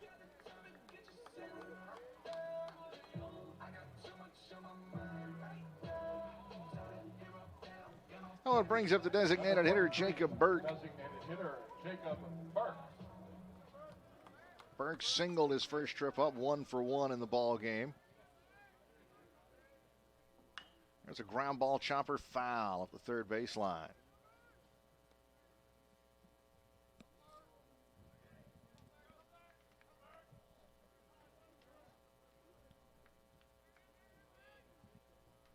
The 0-1. Breaking ball down and away. And it's 1-1.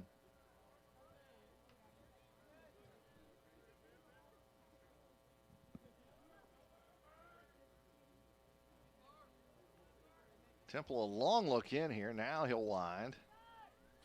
Swing and a miss. Late break on that, and it's a 1-2 count here now on Jacob Burke.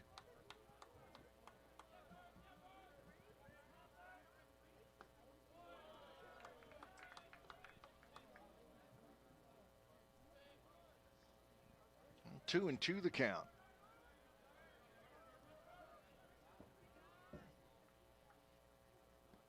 Tried to check his swing on one downstairs. He went around. Catcher will apply the tag. Down on strikes is Burke, 2 gone in the inning.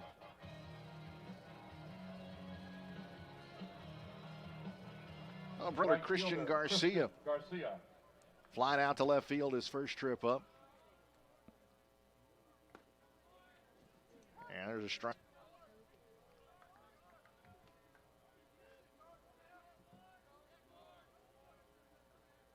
The 0-1. Back with another strike, and it's 0-2.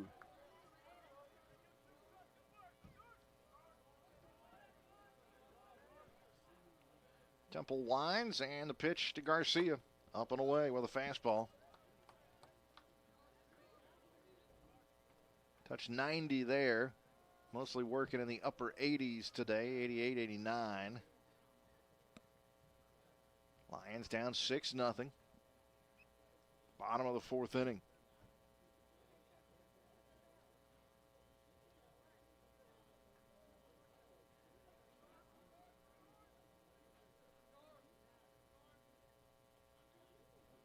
A loose ball down the line.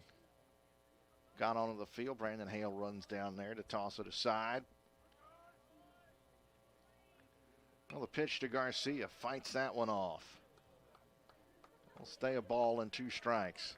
Oh, Temple sitting at 63 pitches now, 40 of them for strikes.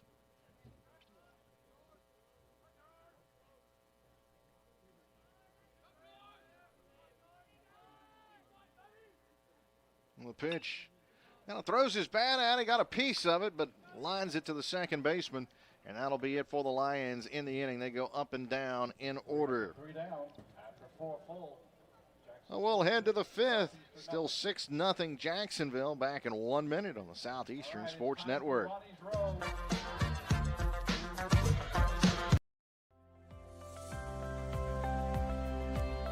What do you love most about being a student athlete at Southeastern?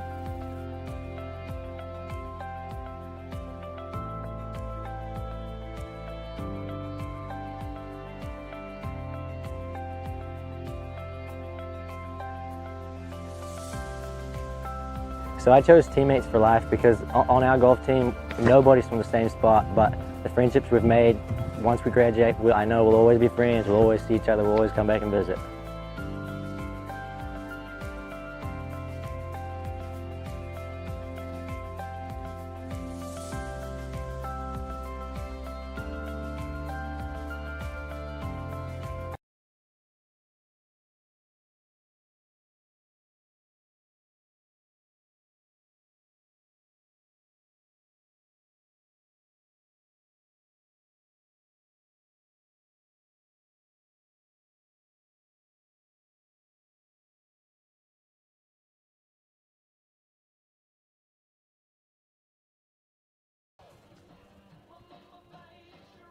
Top of the 5th inning. Lions down 6-0 in the ballgame as Dalton Asfalm back out for his first full inning of work. Came on to get the final out of the 4th inning.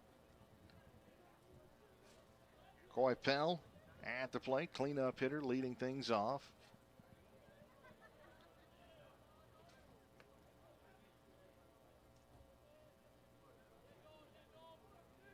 First pitch misses. Here comes the 1-0 from Asfalm. And therefore strike. Dalton spells his last name Aspholm. And here's the 1-1. And therefore a strike. A 1-2 the count on Coy Pell. Homered earlier in the ball game. Here's the 1-2 pitch. He fouls that one back. Well, he's the team leader with 3 home runs now for Jacksonville.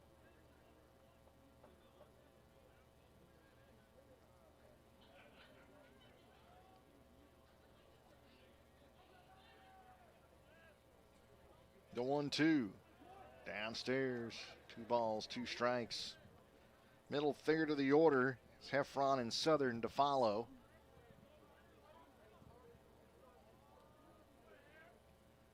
The 2-2 pitch, high and tight. That's a full count now.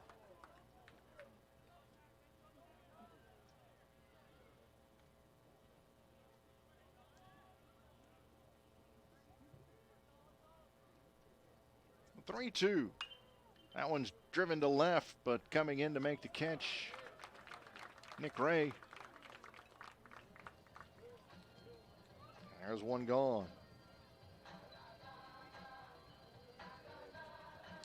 Well, we have a chance. Like to pass along happy birthday wishes to Sarah Prevost. That's Sarah Keneally Prevost, the daughter of legendary Pat Keneally. Celebrating her birthday out at the ballpark.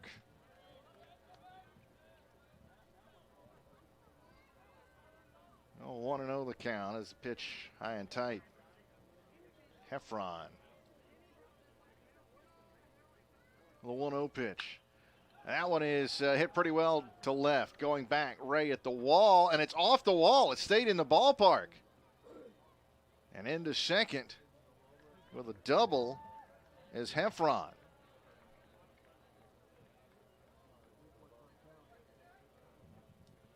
That one looked like it was going to leave the ballpark, and as it came down, it skimmed the top of the wall and dropped in. Number 33, catcher Jacob Southern. Brings up the catcher Jacob Southern.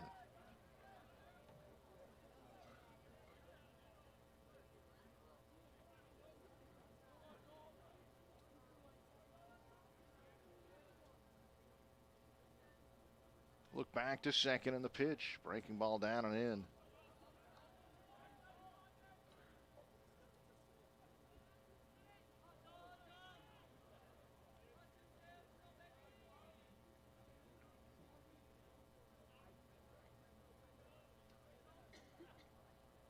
Pitch by the right-hander. Breaking ball. Swing and a miss.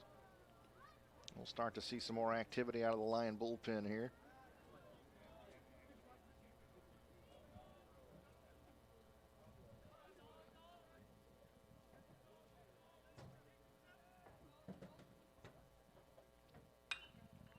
This one's hit out to right center. Drifting back, backpedaling. Garcia makes a catch on the warning track. The runner will tag and advance to third.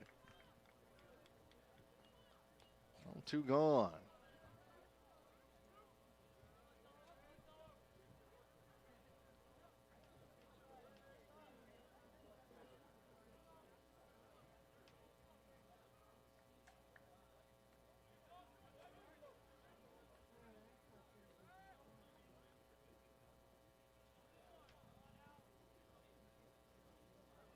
Number 10, right fielder Elias Flowers.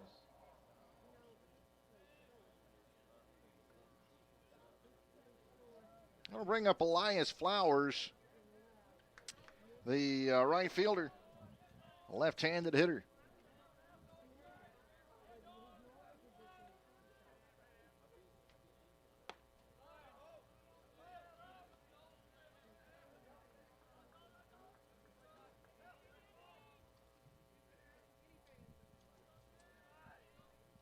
Oh, 1-0 the count. Runner at third, 2 down. On the pitch by Asphalt, working out of the windup, breaking ball downstairs. 2-0 the count.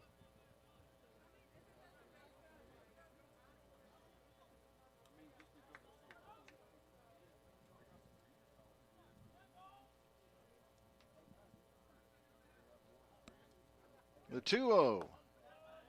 In there for a strike.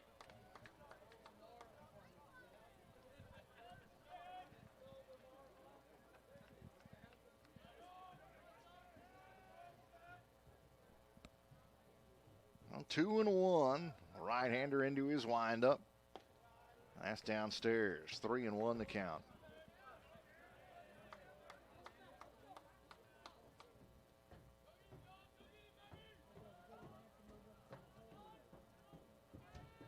Look to third.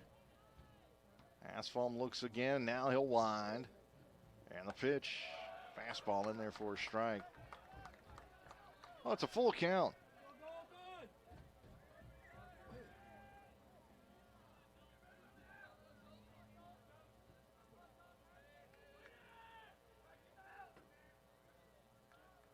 Look to third. He'll wind. The 3-2. Chopper up the first baseline. He'll pick and flip to the first baseman Faulkner in time, and that'll end the inning. No runs on a hit. No errors. 1 runner left.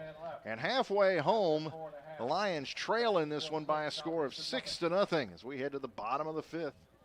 Back in 1 minute on the Southeastern Sports Network. The Southland Conference, 13 member institutions, over 4,200 student athletes, achieving success in the classroom while excelling in 19 NCAA Division I sports and making a difference through serving others and giving back to the community. Determination, hard work, commitment, excellence, and collaboration. Together, we are Southeastern!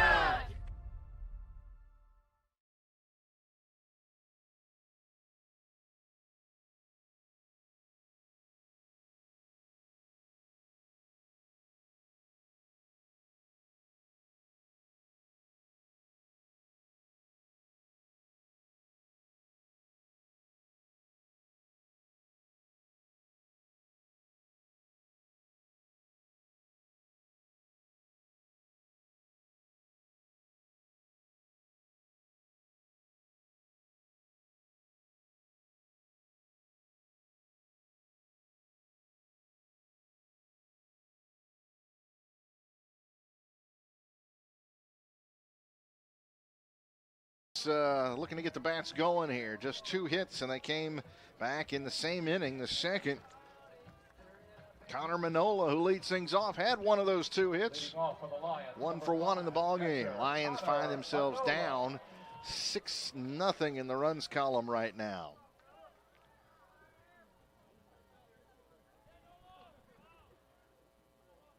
Pitch by the right-hander. In there for a strike.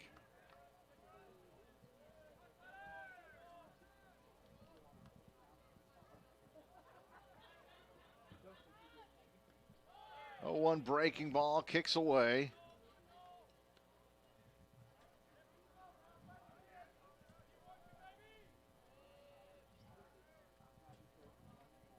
Here's the 0-2 pitch. Strike over the inside corner. Oh, 1-2 on Manola. Redshirt sophomore from Port Allen, Louisiana. Went to Bruley High School, just across the river from Baton Rouge. Here's a 1-2 pitch. Up and away. 2 balls, 2 strikes. Got half a game off yesterday. Came in the defensive replacement.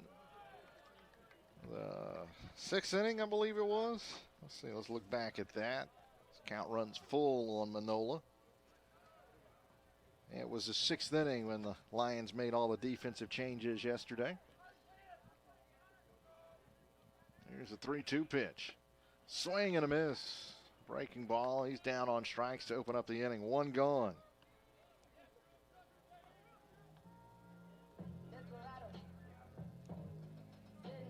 That'll bring up Trey Harrington. 0 for 1 with a strikeout. 13, third baseman Trey Harrington. Well, the right-hander Temple's retired 9 consecutive batters since Manola's hit back in the second inning. And he starts off Harrington with a strike. The 0-1 catches a corner, and it's 0-2.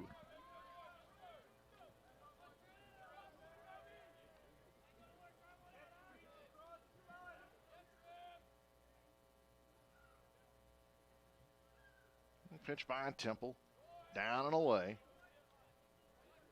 1-2 the count.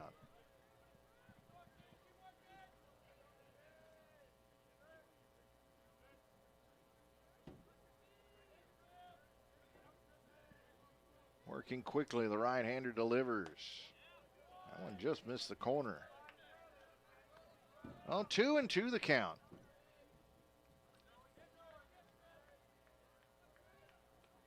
One out, nobody on. Lions down 6-0, bottom of the fifth. As that one bottoms out, it's a full count now on Harrington.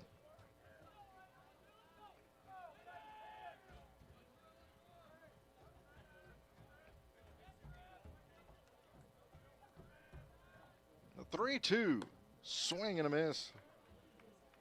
Back-to-back strikeouts for Temple.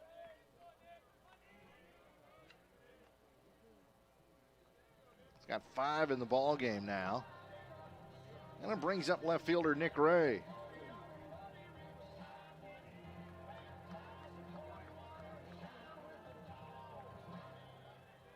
Number 12, left fielder Nick Ray.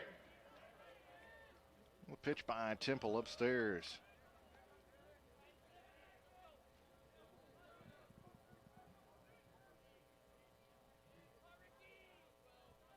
Here's the 1-0 pitch to Ray. Breaking ball caught the corner. 1-1 the count. Ray 0 for 1, struck out his first trip up.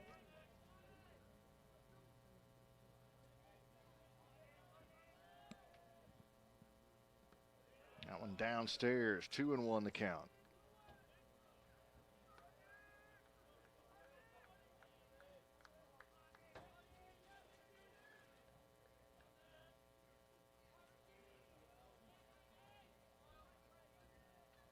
Temple with a sign, he'll wind and deliver. Swing and a miss, one in on the hands, and it's 2-2.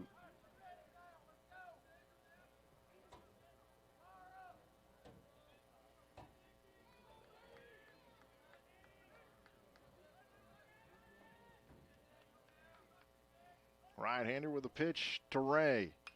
Fouled it off. Well, the count stays 2 balls, 2 strikes. Jacksonville with 3 runs in the second, 3 runs in the fourth. They lead it here in the bottom of the 5th inning. Lions took the first 2 games of this series. 2-1 Friday and 5-4 yesterday, as this one popped foul back out of play.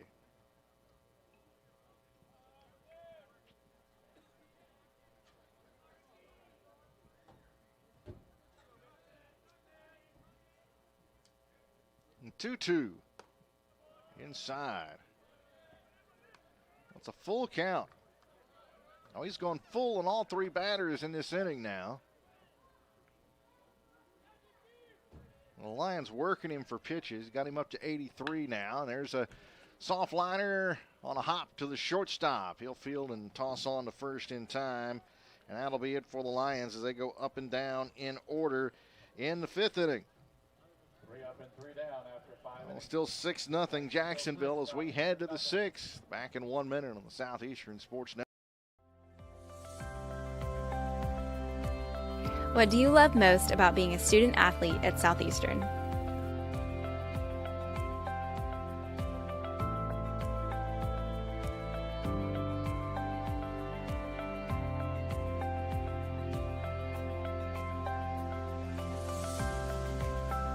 So I chose teammates for life because on our golf team, nobody's from the same spot, but the friendships we've made, once we graduate, I know we'll always be friends, we'll always see each other, we'll always come back and visit.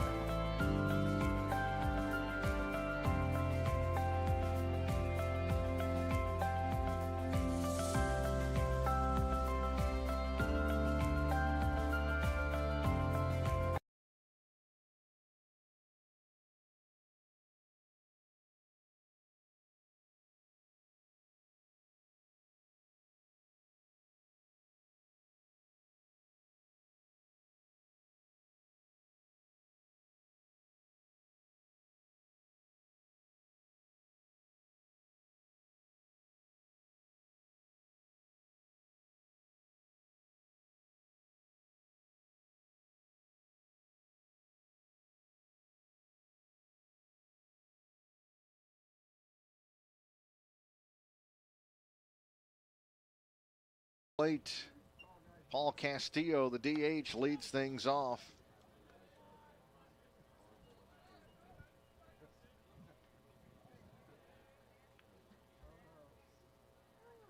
Well, the right-hander winds and delivers. That's up and away. For Jacksonville, number 46, Tyler McKenna. Well, 2-0 the count. We have a pinch hitter here for Castillo. Tyler McKenna.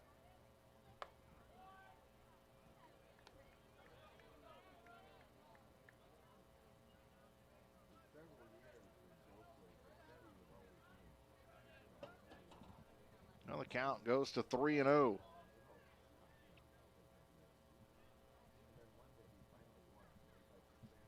Right-hander facing the left-handed hitter. That's up and away. Ball 4. 4-pitch walk for McKenna, the freshman from Valrico, Florida.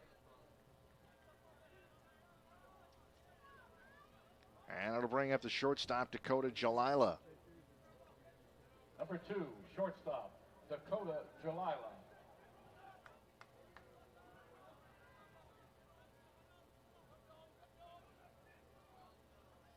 Jalila today has walked both times. Lays that one down, fielded by Asphalt, throw to first in time.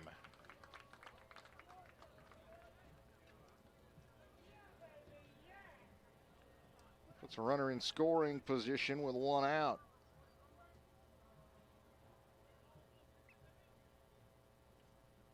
Number 4, Back to the top of the order. Ruben Samaya.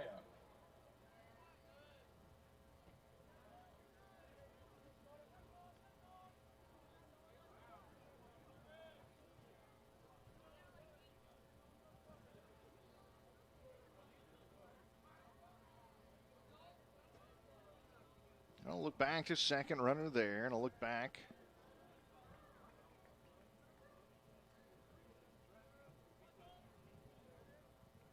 Ruben Samayan at the plate here with a runner at second and one out. And here comes Coach Reiser on his way out to the mound. There is activity in the bullpen for Southeastern.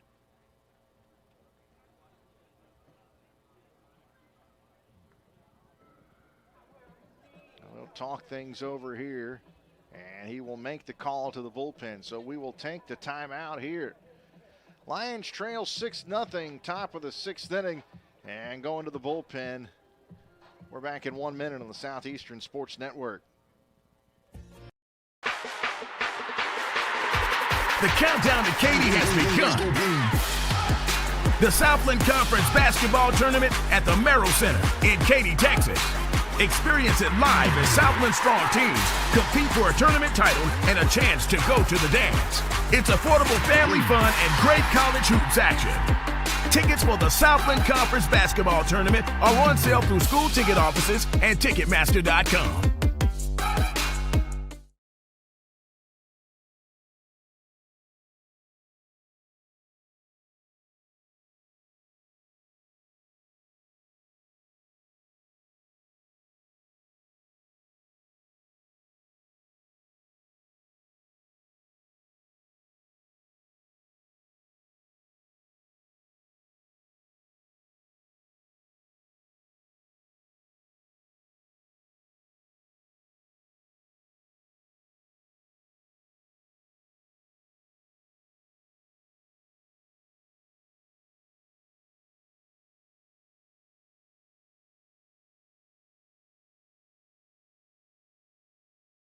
Is left-hander Corbin Bezzosi.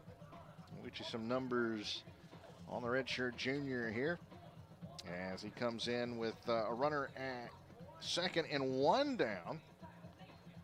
Bezzosi, a 6 foot tall, 185 pound lefty out of Keller, Texas.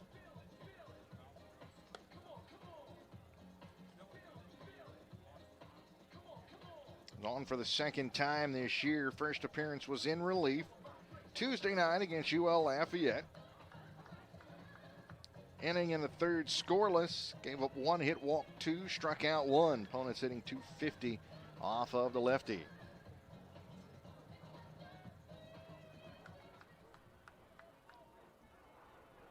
Well, he'll face back-to-back left-handed hitters here in Samayan and DeBrule.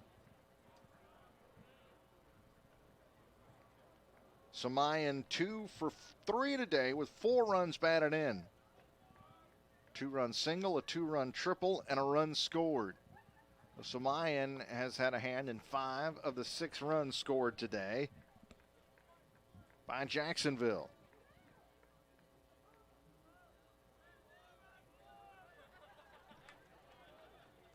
Well, count 1-0. Look back to second, and the pitch. Inside. 2-0 the count. Right-hander getting loose in the Jacksonville bullpen.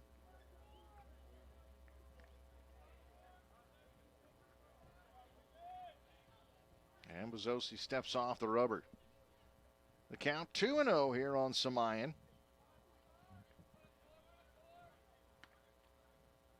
Lefty-lefty matchup as Bezzosi comes set and delivers. Down and in. 3-0 the count. There is a right-hander throwing in the Lion bullpen. Looks like the freshman Landon Rawson getting loose. Look back to second, Bezzosi, the pitch. That's downstairs, ball 4. Well, a pair of walks in the inning for Lion pitching. And it brings up the second baseman, Scott DeBrule. Number 3, second baseman, Scott DeBrule.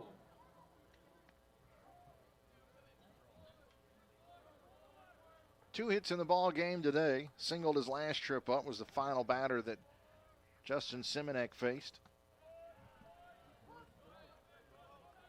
First pitch in there for a strike. Final numbers on Simonek today. 3 2/3, 6 runs all earned on 6 hits. Walked 3, struck out 3. Asfalm went an inning and 2/3 in relief as the second pitcher. And now Corbin Bezzosi on.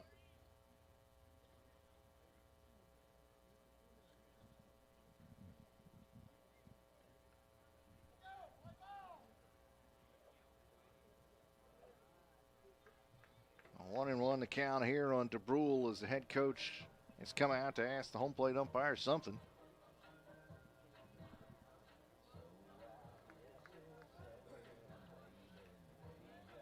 Well, Lions down 6-0. Bezzosi and company trying to keep it right where it's at. See if the bats can get going here in the latter stages of the ball game.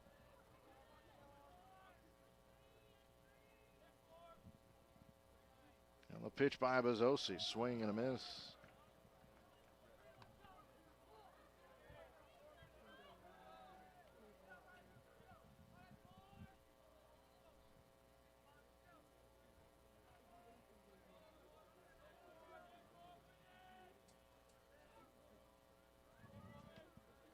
Sets at the letters, looks back to second.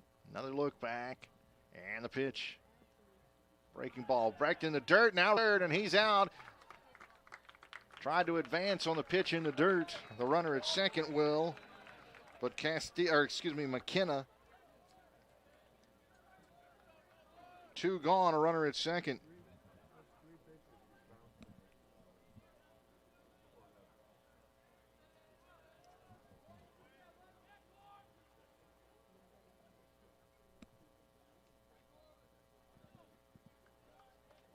The left-hander gets a sign from Manola. Runner at second base and 2 down. The 2-2. Breaking ball in the dirt, and it's a full count.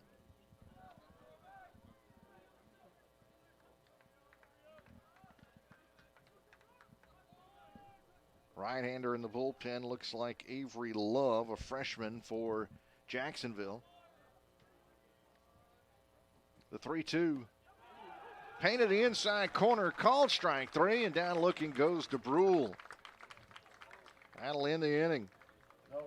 No runs, no hits, no errors. 1 runner left on base. And we will head to the bottom of the 6th with the Lions trailing 6-0 in the ball game. We're back in 1 minute on the Southeast. The Southland Conference, 13 member institutions, over 4,200 student athletes, achieving success in the classroom while excelling in 19 NCAA Division I sports and making a difference through serving others and giving back to the community. Determination, hard work, commitment, excellence, and collaboration. Together, we are Southeastern!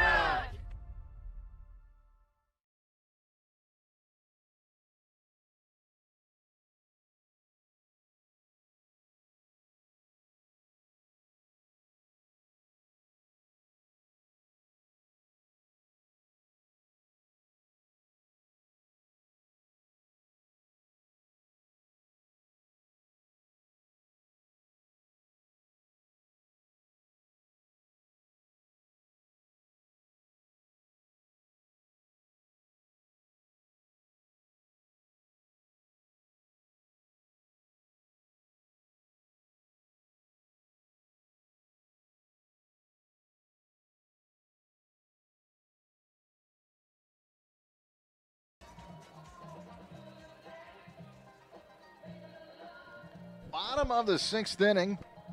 Due up for the Lions is the top third of the order, Keller, Finke, and Faulkner.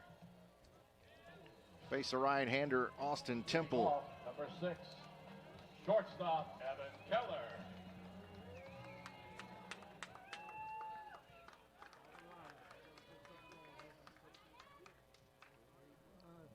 First pitch to Keller in there for a strike. Activity in the Jacksonville bullpen as Temple sitting at 85 pitches now. The 0-1 in there for a strike. It's 0-2. Keller is walked and flied out.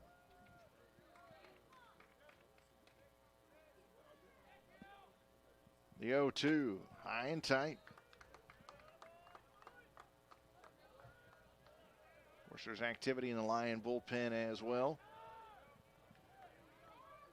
Here's a 1-2 pitch. There's a chopper to the left side. Third baseman will pick it and toss over to first in time.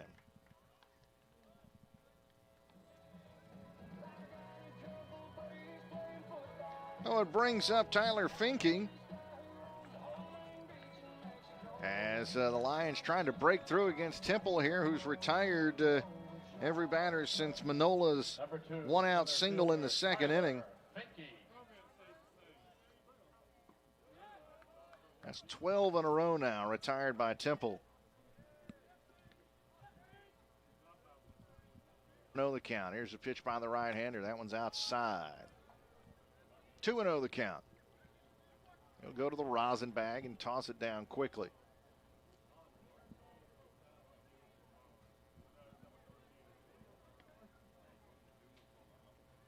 And the pitch, that's in there for a strike.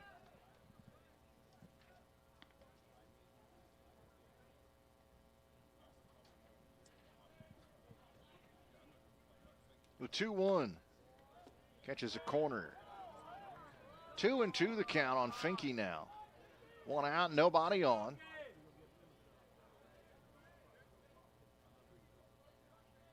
The pitch.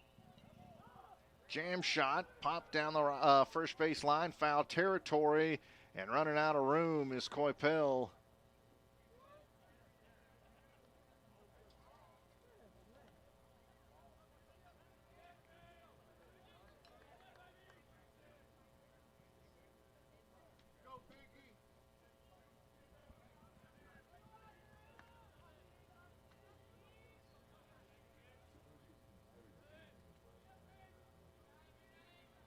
2-2 the count. Right-hander with a sign. He'll wind and deliver. Downstairs. It's a full count. Next pitch will be Temple's 95th of the ball game. The 3-2. Swing and a miss. Out on strikes goes Finke. 6 in the ball game now for the right-hander. He's retired 13 in a row. He's gone to full counts now on 4 of the last 5 batters, so the Lions are driving up that pitch count. He's still getting guys out. I had to play Preston Faulkner, who's 0 for 2. He's fouled out and grounded out today. And therefore, a strike. Bottom of the 6th inning, Lions down 6-0 in the ball game. Here's the 0-1. Caught the inside corner. It's 0-2.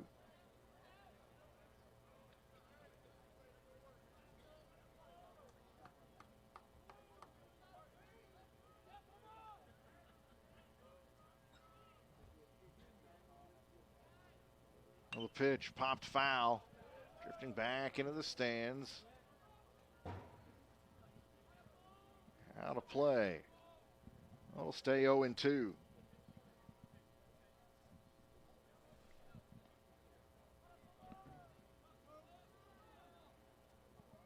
Faulkner moved up to the 3 slot today. Had been hitting cleanup. Here's the 0-2, and that one's foul back out of play. So the next pitch will be Temple's 100th now of the ball game. 99 pitches, 63 of them for strikes. The 0-2, swing and a miss, and down on strikes goes Faulkner. That'll end the inning. He's retired 14 consecutive batters now, and we will head to the 7th inning. The Lions trailing 6-0. Back in 1 minute on the Southeastern Sports Network. The countdown to Katy has begun. The Southland Conference Basketball Tournament at the Merrill Center in Katy, Texas. Live as Southland strong teams compete for a tournament title and a chance to go to the dance. It's affordable family fun and great college hoops action. Southland Conference Basketball Tournament are on sale through school ticket offices and Ticketmaster.com.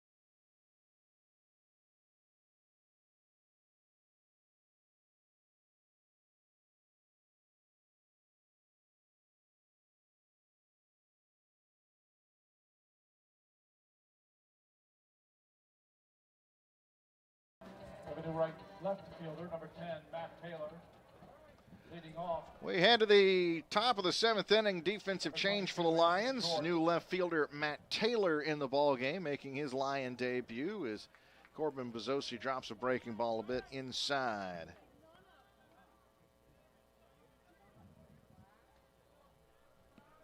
Oh, 1-0 the count on Anthony George, the third baseman.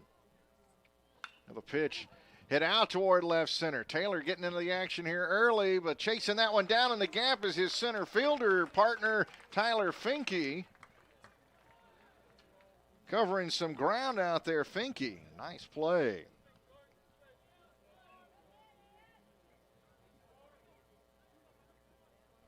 Number 8, first baseman, Christian Coipel. Brings up Christian Coipel.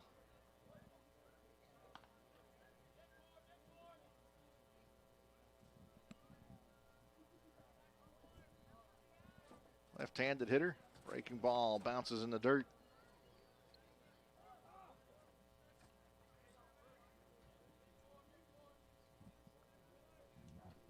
The 1-0 lefty-lefty matchup here. That one catches the inside corner for a strike. activity in the Lion bullpen, as there are back-to-back right-handed hitters due up here after Coypel. I don't know if Coach Reiser would go hand for hand here or not, but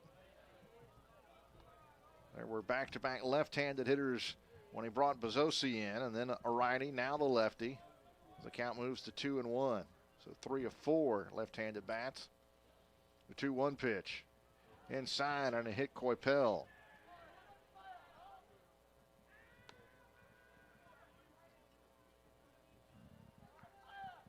Coach Reiser coming out to ask if he stuck his leg out to get hit. Said he did not. It was just that far inside. Now it'll bring up Corey Heffron. And here comes Coach Reiser out, and he will go to the right-hander to face the right-handed hitting Heffron. So with that, we'll take another 60-second pitching change time out. We're back with the Lions trailing 6-0, top of the 7th inning here on the Southeastern Sports Network.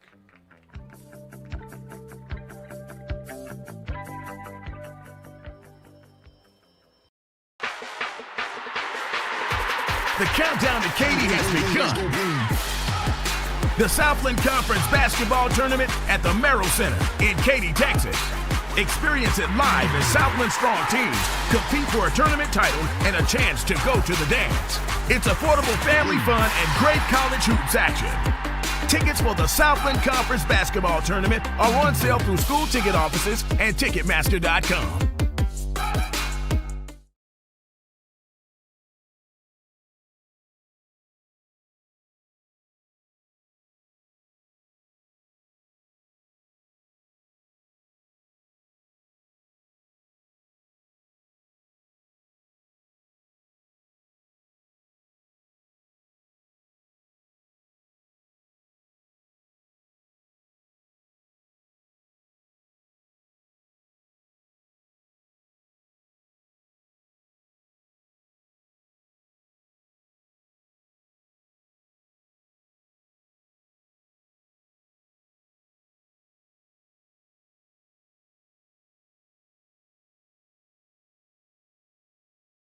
Kind of funky three-quarter sidearm delivery, drops at different angles there to the side, and he's been brought on here with a runner at first base and 1 out in the top of the 7th inning. As it's also just after 3 o'clock on the afternoon, we need to squeeze in an ID, and this will give us a chance here while Rawson works on his warm-up pitches. We'll pause 10 seconds for station identification on the Southeastern Sports Network.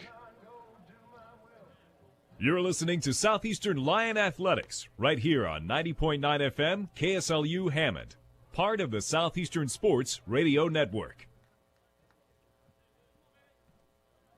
On top of the 7th inning, Heffron at the plate to face Rawson.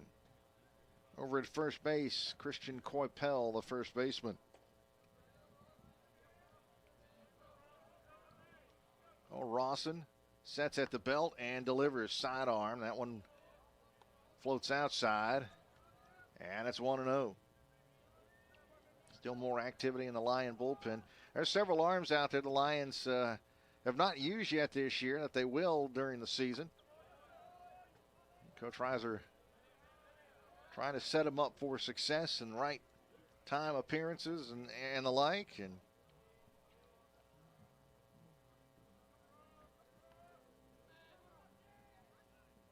time granted, hitter steps out of the box. 2-0 the count.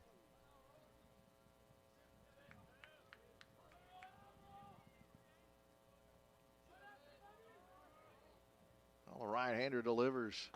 That's a strike.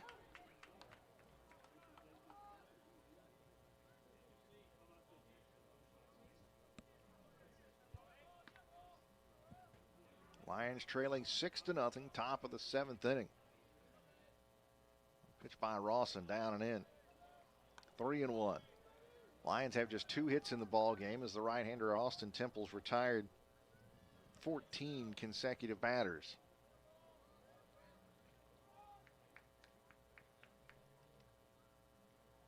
Pulled foul at the third baseline.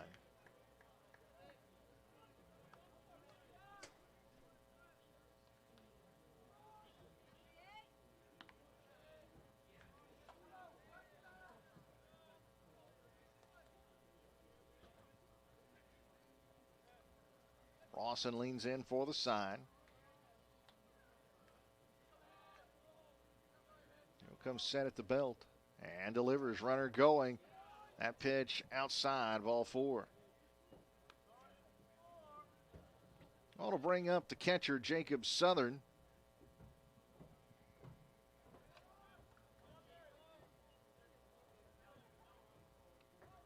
Runners at first and second and 1 out. Number 33, catcher Jacob Southern.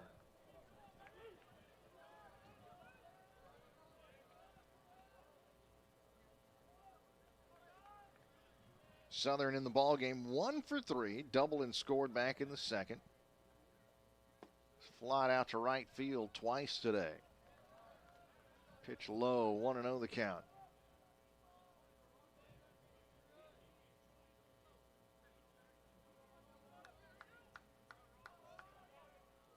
Oh, Rawson sets, looks to second, and the pitch. Foul off, 1-1 the count.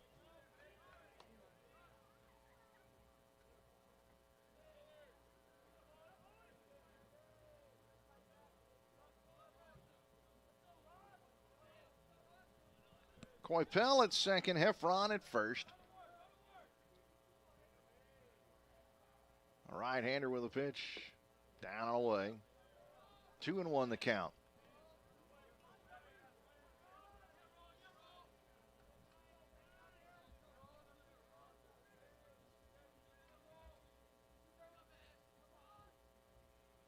Rawson with a sign, he'll come set, looks to second, working from the first base side of the rubber. And the pitch chopped foul.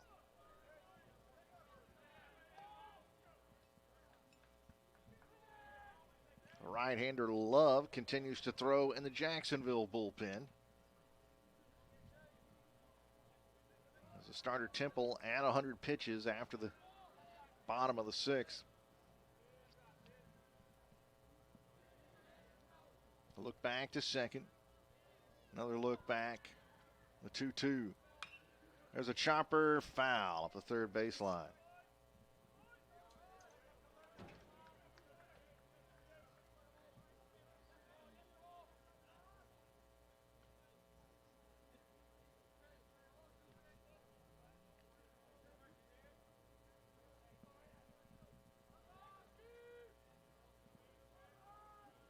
Breeze has died down this afternoon. It was upwards of 10 miles an hour at the start of the ball game.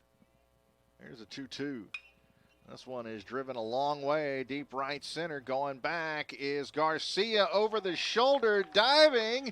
Did he make the catch? Yes, he did, and the runner at second will tag in advance. But my goodness, that is a very nice defensive play there in right field by Garcia, the converted infielder. He makes that diving catch right in front of the Raising Cane sign.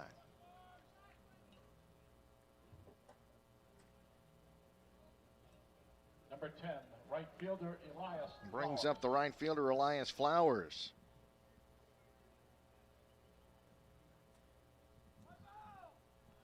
A left-handed hitter. 0 for 2, hit by a pitch and scored back in the second inning. Since then he's fouled out and had to come back to the mound.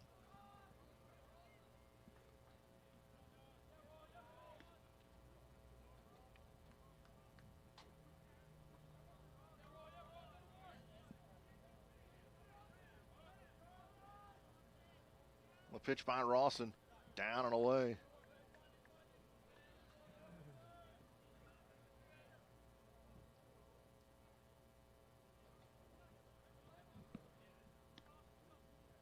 Runners on the corners, 2 down. Lions down 6-0, top of the 7th. And that pitch misses. 2-0 now the count.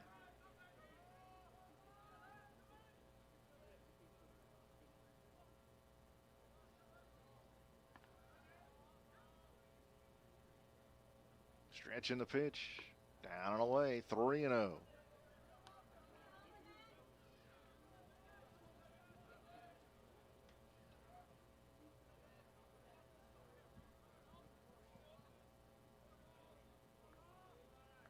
Working quickly, the pitch by Rawson. That's a strike at the knees.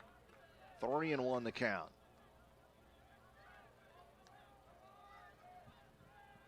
Right-handers throwing in both bullpens right now. The pitch pulled foul up the first baseline. Jacksonville trying to salvage a game. The Lions trying to sweep this one, but they're going to have to get the offense going.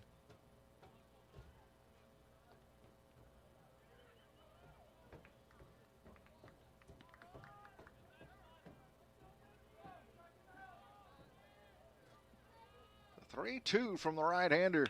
There's a ground ball, base hit through the right side. Run will score. Comes back in. Flowers singles through the right side. That's one. If they're first, Faulkner probably picks that one, but he's holding the runner on and couldn't get over quick enough. All about situations.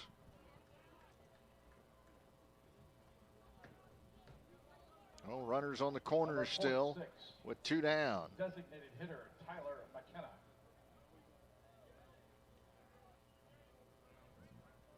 Seven nothing, the Lions trail.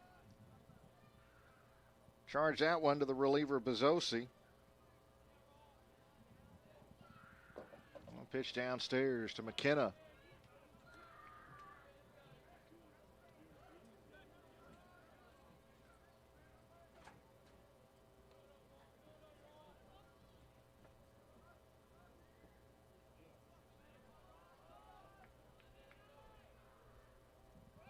Runner going at first. Throw down by Manola is not in time. And in with a stolen base is Flowers.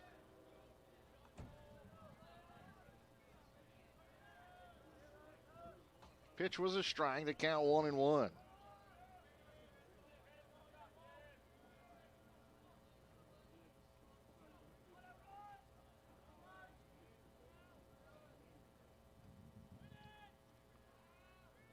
Rawson from the stretch delivers. That's down and in. 2-1 the count.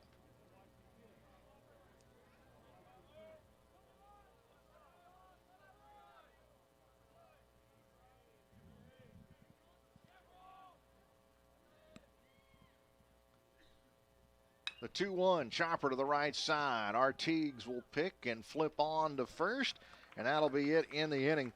But Jacksonville gets a run on 1 hit. There were no errors and 2 runners left on base. We've hit the 7th inning stretch where the Lions down by a score of 7-0. We're back after this on the Southeastern Sports Network. The Southland Conference, 13 member institutions, over 4,200 student athletes, achieving success in the classroom while excelling in 19 NCAA division sports and making a difference through serving others and giving back to the community. Nation, hard work, commitment, excellence, and collaboration. Together, we are Southeastern!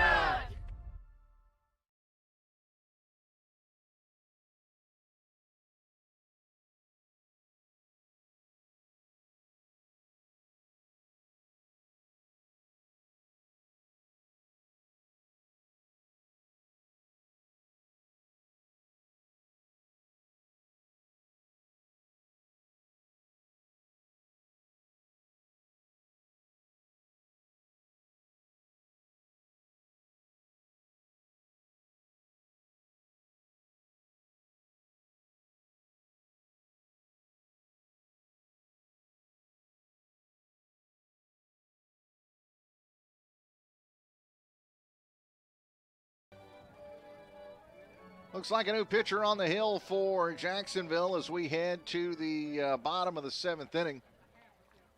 That is number 31, Avery Love, who is now in the ball game. And he will face the middle third of the order.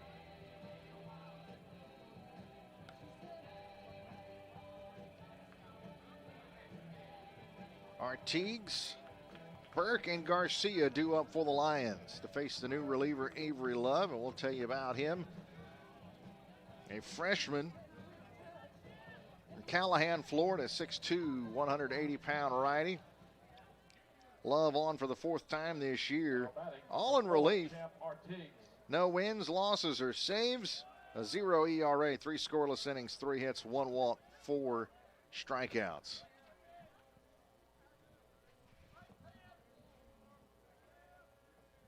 Artigs leads things off 0 for 2 in the ball game, and that's in there for a strike.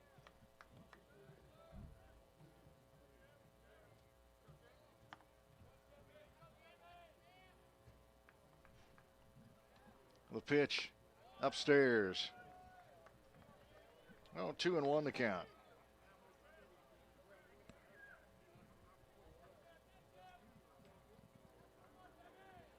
Love winds and delivers, and that one's down and away. 3-1 the count. Number 31, Avery Love.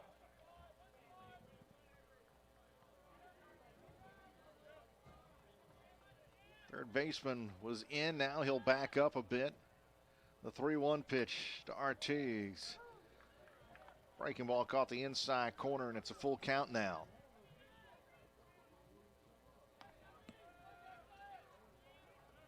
Three-two, swing and a miss, and he's down on strikes. Well, dating back to the starter, Temple, and we'll give you the final numbers on him. Number 23. He hitter Jacob Burke. worked 6 scoreless innings today, allowed just 2 hits, walked 1, struck out 7, so that was strikeout 8 for Jacksonville pitching, and now 15 consecutive batters retired. And there's a swing and a miss by Jacob Burke.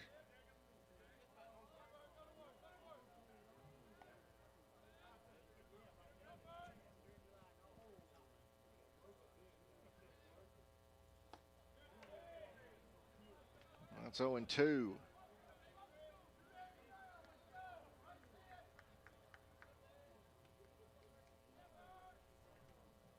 Right-hander winds in the pitch. Outside.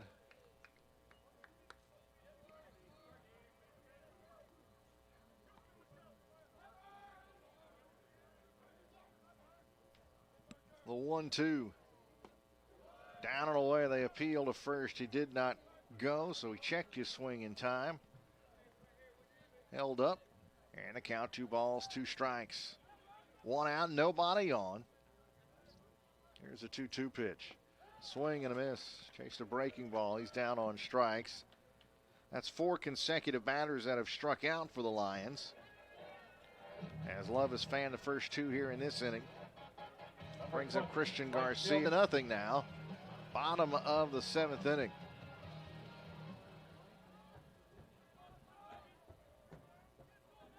The pitch by Love upstairs. Another right-hander starts to get loose in the Jacksonville bullpen. Quick working right-hander, breaking ball down and away. 2-0 the count. Garcia today 0 for 2 with a fly out and a line out.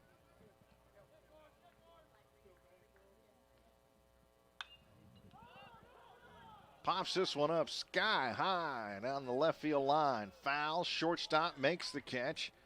Back out on the Wade Miley signature, and that'll be it for the Lions. They go up and down in order in the 7th. Oh, still 7-0 Jacksonville as we head to the 8th inning now here on the Southeastern Sports Network. The countdown to Katy has begun. The Southland Conference Basketball Tournament at the Merrill Center in Katy, Texas. Experience it live as Southland strong teams compete for a tournament title and a chance to go to the dance. It's affordable family fun and great college hoops action. Tickets for the Southland Conference Basketball Tournament are on sale through school ticket offices and Ticketmaster.com.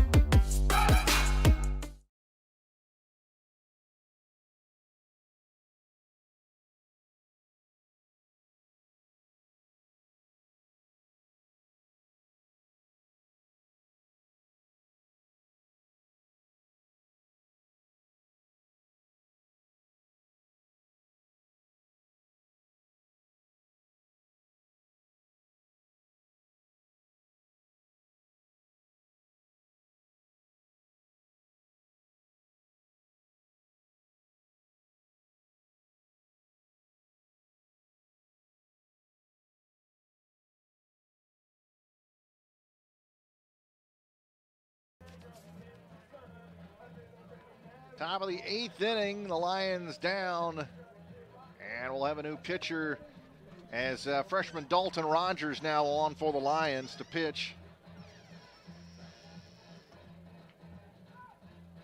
The left-hander got the start on Tuesday night, went a couple innings, struggled with his control. Now pitching for the Lions, number 8, Dalton Rogers. Well, he will have another shot at it here.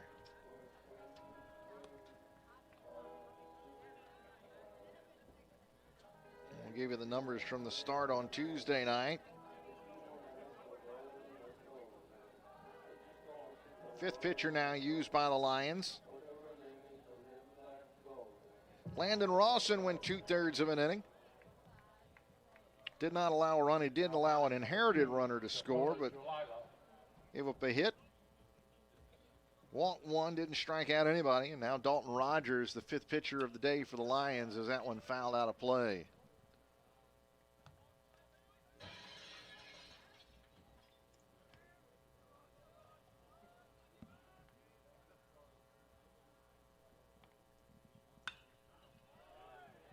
The 0-1, hit out to center field. Finke coming in, he'll make the catch. As Dakota Jalila flies out to open up the 8th inning. Now back to the top of the order for Ruben Samayan, the center fielder. 2 for 3, 2-run single, 2-run triple, and a run scored. He's also walked. Dalton Rogers, the freshman from Brandon, Mississippi, a 5'11", 165-pound lefty. Delivers to the left-hander hitting Samayan. That's upstairs. Rogers, no wins, losses, or saves. It's his 2nd appearance. Got the start Tuesday night. A 3.86 ERA, 2 1/3 innings. Gave up 1 run. It was earned on 1 hit. He walked 6, struck out 3. Opponents hitting 143 off the lefty. Falls behind 2-0 here on Samayan. The pitch, foul back to the screen.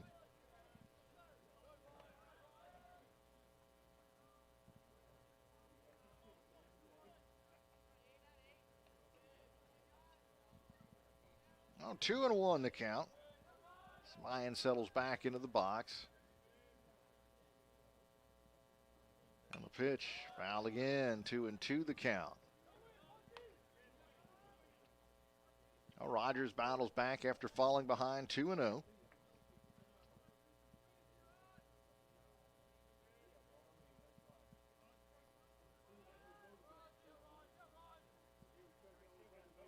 Two pitch. Downstairs. Oh, it's a full count.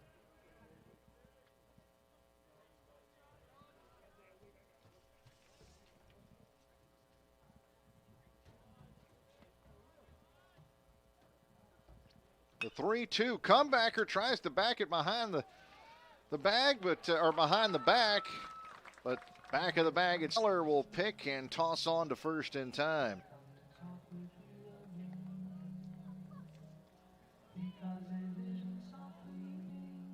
Number 3, 2nd baseman, Scott DeBrule.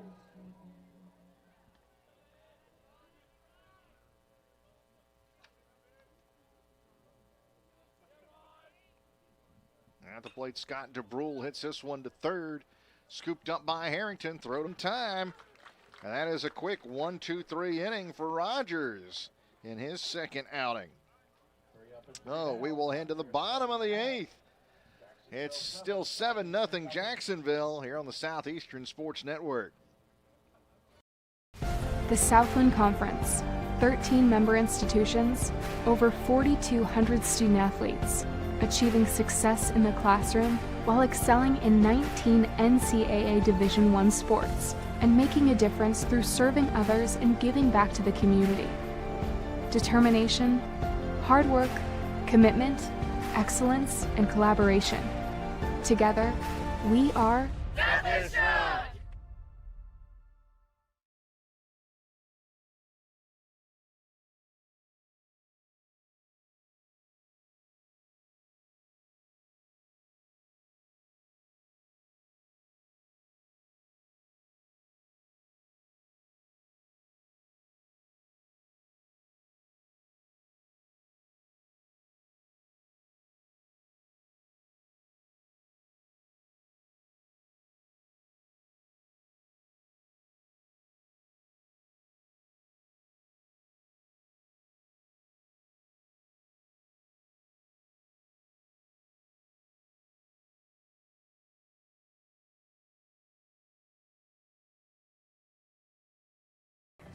Connor Manola will lead off for the Lions in the bottom of the 8th inning. Number 5, catcher Connor Manola.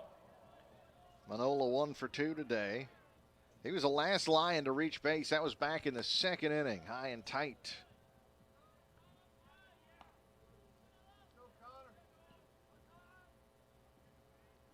"17 consecutive batters retired by Jacksonville pitching since Manola's one-out single in the 2nd inning.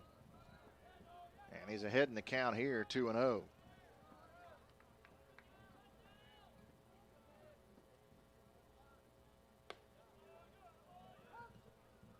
That's in there for a strike. 2-1 the count.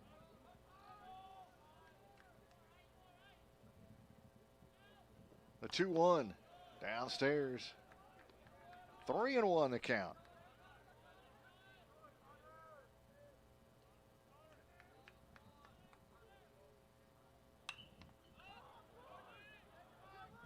Popped up, foul territory, third base, and hauled in by the third baseman. There's one gone. One gone, and brings up third baseman Trey Harrington. Number 13, third baseman Trey Harrington.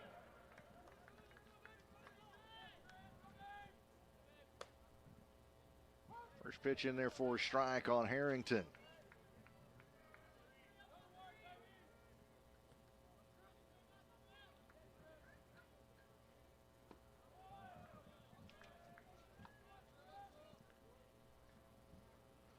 One and one the count. Harrington today 0 for 2 with a pair of strikeouts.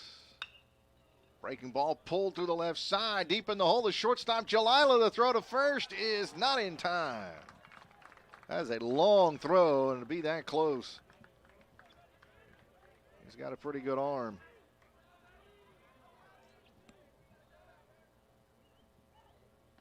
Oh, base hit for Harrington. That breaks up the string at 18 consecutive batters.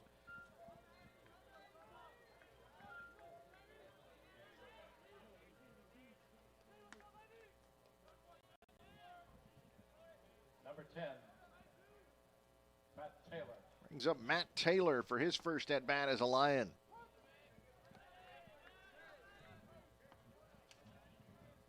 Right-handed batter. Transfer from Pearl River Community College. 5'11", 175-pound right-handed hitter. Mississippi. Showing bunt, pulls it back. Toss over to first. Back in safely is Harrington. Count 0-2 on Taylor.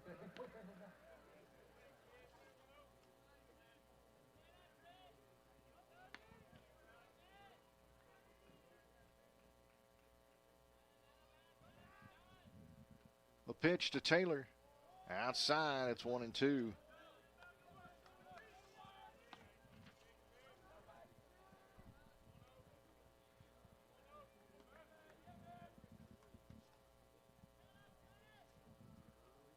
Love out of the stretch, upstairs. In his second inning of work, right-hander. The Lions down 7-0, bottom of the 8th inning. Runner at first, one down.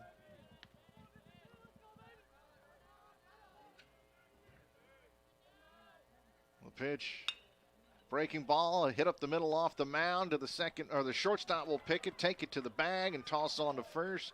That'll be a double play. Oh, in the inning for the Lions, no runs on a hit, no errors, no runners were left on base. And we will head to the 9th, still 7-0 Jacksonville here on the Southeastern Sports Network. No runs on a hit, nobody left.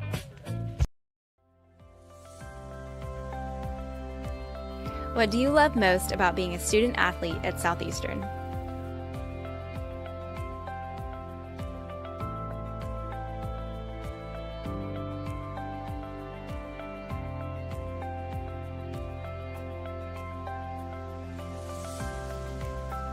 So I chose teammates for life because on our golf team, nobody's from the same spot, but the friendships we've made, once we graduate, I know we'll always be friends, we'll always come back and visit.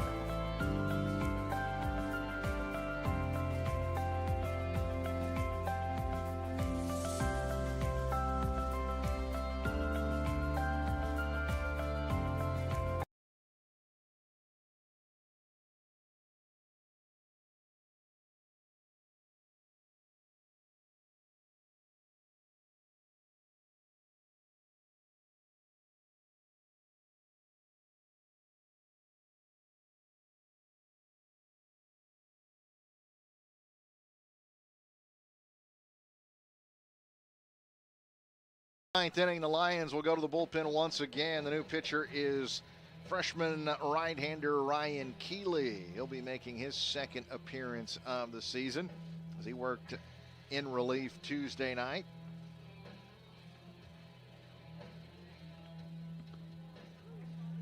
And he'll face the heart of the order. Keeley, who hails from Illinois, Naperville, Illinois, suburban Chicago, 6'3", 200-pound right-hander. Worked an inning and a third in relief Tuesday night. No wins, losses, or saves to account for. 20.25. The ERA a little inflated right now. 3 runs. They were all earned. 2 hits, 2 walks, no strikeouts. Opponents hitting .333 off of the right-hander. Batting for Jacksonville, number 22, third baseman Anthony George. Anthony George leads it off.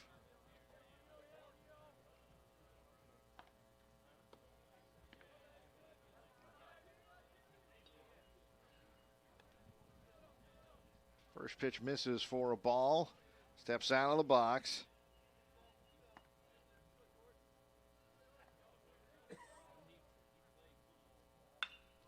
This one hit toward the gap in left center. That'll get down and go for extra bases. Throw back in from Finke. Will hold him to a double. We'll bring up the first baseman, Christian Coipel.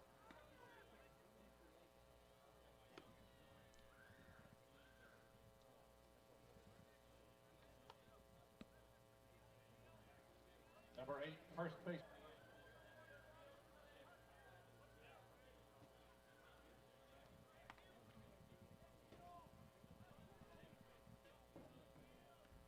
Well, the right-hander looks back to the runner at second, facing the left-handed hitter. And the pitch downstairs.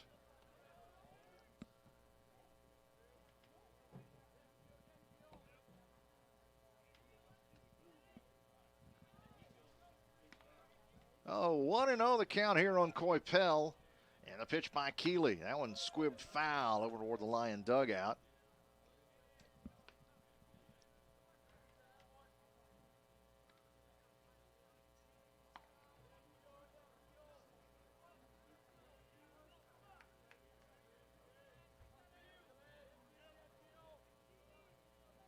Look back to second. Another look back. And the pitch. There's a ground ball snagged by Faulkner. Nice diving stop. He'll flip to the pitcher covering. Keeley gets there in time, but the runner advances to third base on the play.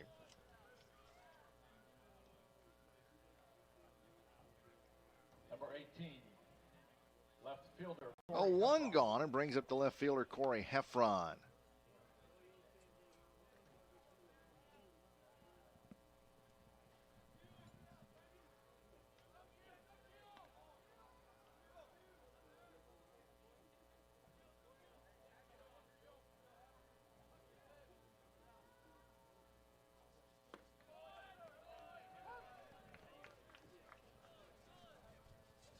First pitch strike in there on Heffron.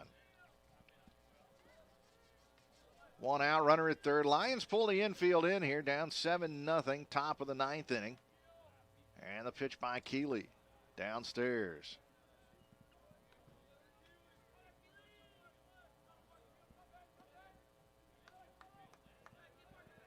Double barrel action down the right field line for Jacksonville. Of course, Avery Love has looked good in his 2 innings. That one is pulled in and hit the runner, but it was in foul territory. Wow. George down the line, all he could do was turn around and wear it square between the 22 on his back, between the pair of twos. Everybody over there is getting a good laugh out of it.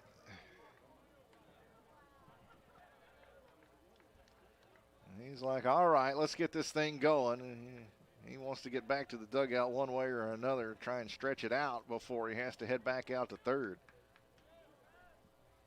A 1-2 the count on the hitter, and there's a little nubber past, got to the mound. Nobody, he'll be safe over there. Keeley will go back to keep the runner at third, but Faulkner broke in to get to the ball, thinking it might be Keeley, and then nobody went to first.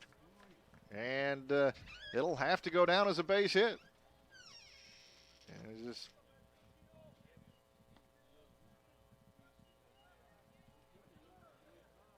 Number 33, catcher Jacob Southern. Jacob Southern at the plate. And that's not one of those where I read something where the first baseman just forgets to cover. No, he broke to get in on the play, and then there was nobody there. So it's just one of those, it happens every now and then, and that one fouled back out of play.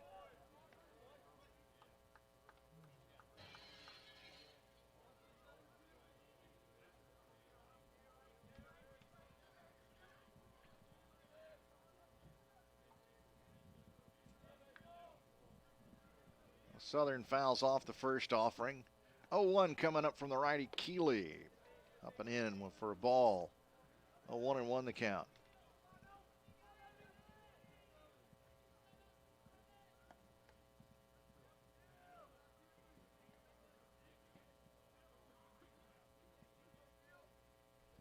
From the belt, here's the pitch by the right-hander. Downstairs. Nola keeps it in front of him. No runners on the corners, one down. Lions trailing 7-0, top of 9.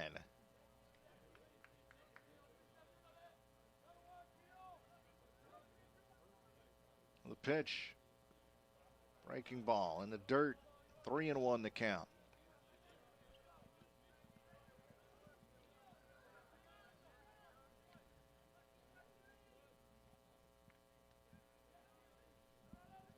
No activity in the Lion bullpen. Look over to first. Keeley comes set. Runner at first going, swing and a miss. Manola, the throw down is, not in time. He got around the backside of the bag. Stolen base for Heffron. It's a full count now on Southern. Pair in scoring position and one out. Well, the infield pulled back in here for the Lions.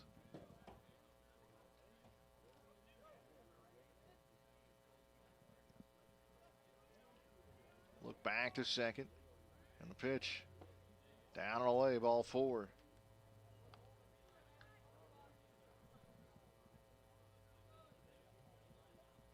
I want to bring up Elias Flowers, the Number 10, freshman right fielder. Flowers. The base is loaded and one down. Flowers hit by a pitch and scored in the second. Fouled out to left in the fourth. Dribbled one up the first baseline that the reliever picked up. It was at Asphalt picked up and first. And last time up, an RBI single. That one down and away.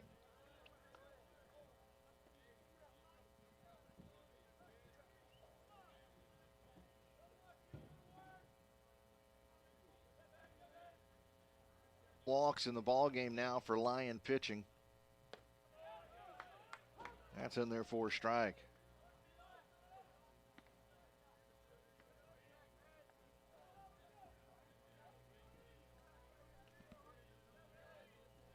A 1-1 the count here on Flowers.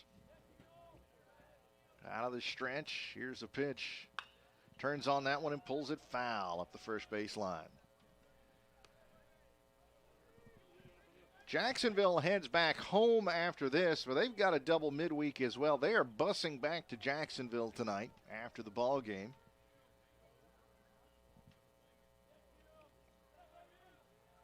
That's a lengthy drive. And they will host Florida State Tuesday night back at home in Jacksonville as that one dribbles foul up the first baseline. Then they head to Daytona Beach to take on Bethune-Cookman on Wednesday before their weekend series starts. The Lions have a double midweek Tuesday and Wednesday up in Northeast Louisiana. We'll head to ULM. Couple of games in Monroe Tuesday and Wednesday. Swing and a miss. Down on strikes goes Flowers. We'll bring up Tyler McKenna. 0-2 gone. And here. And let's see. This is not Tyler McKenna. We're going to have another pinch hitter. Duncan Hunter, fielder from Tampa, Florida, will pinch hit.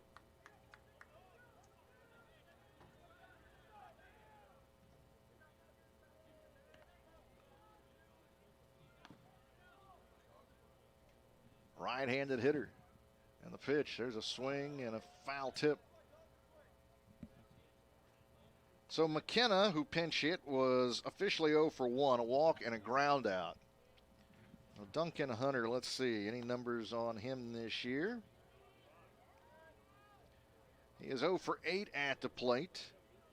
Started 4 of the 5 games he's been in, so obviously somebody who they were intending to play a key part in this ball club, and so far hasn't been able to get it going. We have not seen him in this weekend series at all. A 1-1 to count here on Hunter.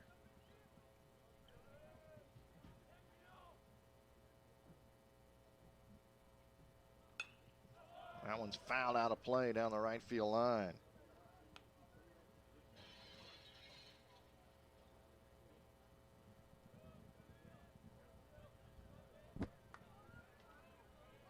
Seven 0 Lions trail, top of the 9th inning. The base is loaded for Jacksonville here with 2 down. Working out of the windup with the bases loaded. Keep with a 1-2. Fouled off. That got a piece of Manola's mask.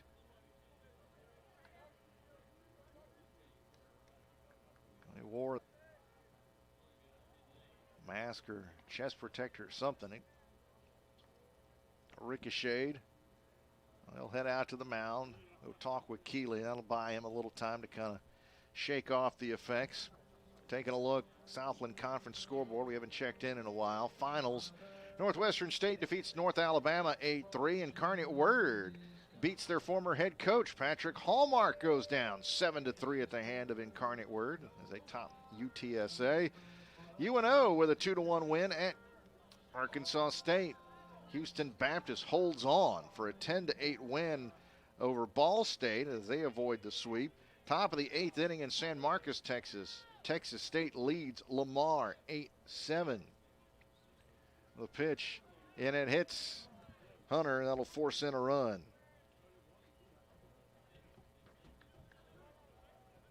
Bases remain loaded. Bottom of the 7th inning over in Hattiesburg, Mississippi. Southern Miss leading Central Arkansas 8-5. Top of the 8th inning in Huntsville, Texas. Sam Houston State leads Loyola Marymount 9-4. Top of the 7th out on the West Coast. UC Santa Barbara leads Abilene Christian 1-0. Top of the 3rd in Nacogdoches. SFA trailing UT Arlington 6-0. As the first pitch misses for a ball.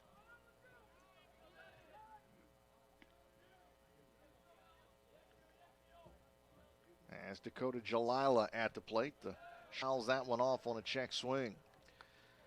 One more score to pass along down in Corpus Christi, Texas at the Kleberg Bank College Classic. Texas A&M Corpus, Missouri out of the SEC, 2-0, top of the 2nd. Of course, that being played at Whataburger Field, home of the 2020 Southland Conference base. That one popped out to left field, left center. Over to make the catch is Taylor, and that will end the inning for Jacksonville. 1 run on 2 hits. There were no errors. The bases were left loaded.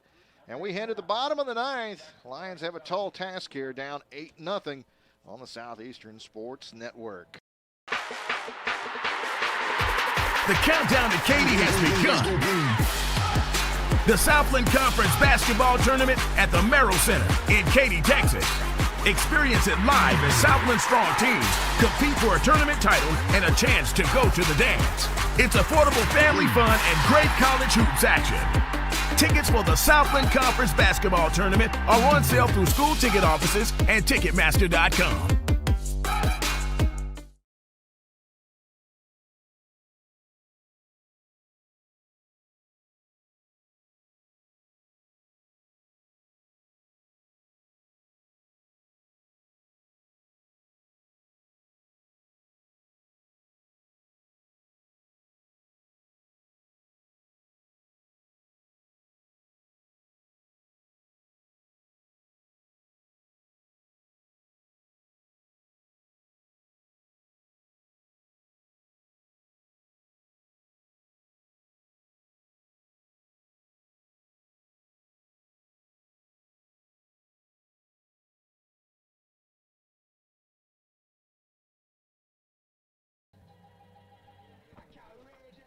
8-0 the Lions trail as we head to the bottom of the 9th inning. A new pitcher in for Jacksonville. This is Nick Love, who is replacing Avery Love. And let's see, out of curiosity, Callahan, Florida. Hey, it's the Love brothers. Nick, a sophomore, a 6'1", 170-pound right-hander. And he is on for the 4th time this year, all in relief. No wins, losses, or saves. A 2.45 earned run average. 3 2/3 innings, he's given up 1 run. It was earned. 5 hits, 3 walks, 3 strikeouts. Opponents hitting .357 off the right-hander.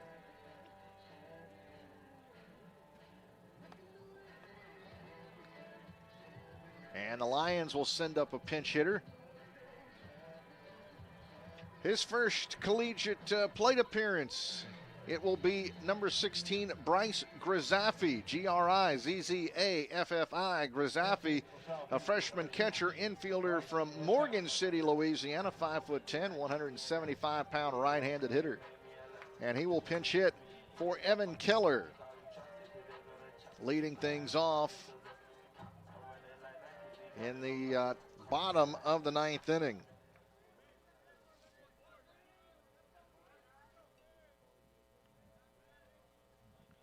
The first pitch upstairs from the right-hander Love.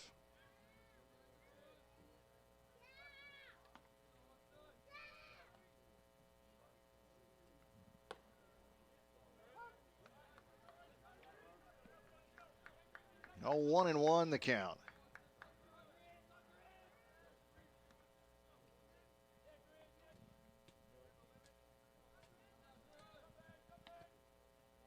Lions with just 3 hits in the ball game. Here's a pitch by the right-hander. Therefore, strike. Funky delivery. Kind of comes over the top with it. True over the top, but kind of jerks his head to the side as he delivers and whips it to the plate. 1-2 the count.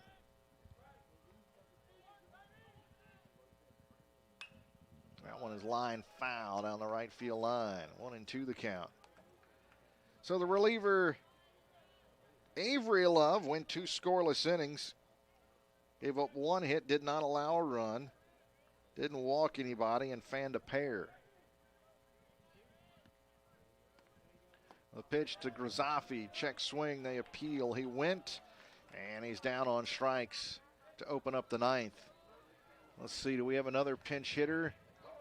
We do. Eli Johnson will pinch hit now for Tyler Finke. Number 3, Eli Johnson. Oh, Johnson started at third base yesterday, hitting .167. He's 1 for 6 on the year, and takes a first pitch strike.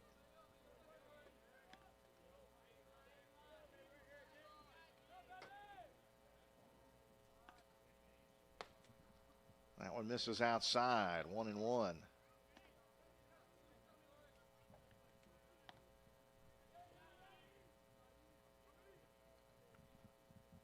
The pitch in there for a strike, a breaking ball. And let's see, looks like there's another pinch hitter on deck. Looks like Trevor Rugg, left-handed hitting first baseman. Here's a 1-2 pitch. Called strike 3. That would look like a high strike call on Eli. He's down looking though. And Nick Love has fanned a pair to open up the inning, and we will have another pinch hitter as Trevor Rugg will hit here.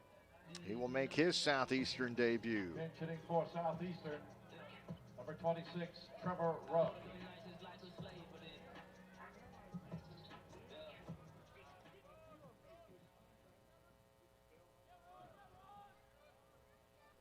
There's a comebacker to the mound. He'll snag it, flip it over, and that'll be it for the Lions, who fall by a score of 8-0 today. Has begun. The Southland Conference Basketball Tournament at the Merrill Center in Katy, Texas. Experience it live as Southland strong teams compete for a tournament title and a chance to go to the dance. It's affordable family fun and great college hoops action. Tickets for the Southland Conference Basketball Tournament are on sale through school ticket offices and Ticketmaster.com.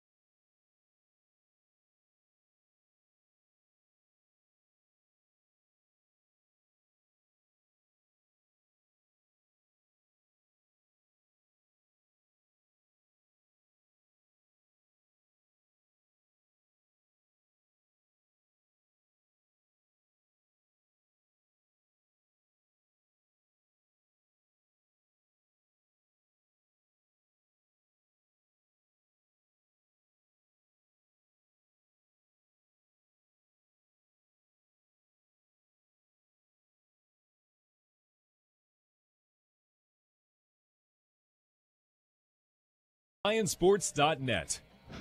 Hey, it's Dr. Joe Burns. And Tammy Burns. This year is leap year, so we get a February 29th. So what we did is went to the computatorial device and just simply looked up February 29th. Going to tell you a bunch of stuff that happened in music on that date. Who was born, who was died, and by the way, what's the legality of it? What if you do die? Do you get another day later in the next year? Plus, why is there a leap year at all? Remember, Rock School airs Thursdays at 5. And Sundays at 4. Here on your favorite radio station. Look, just admit it. 90.9 KSLU.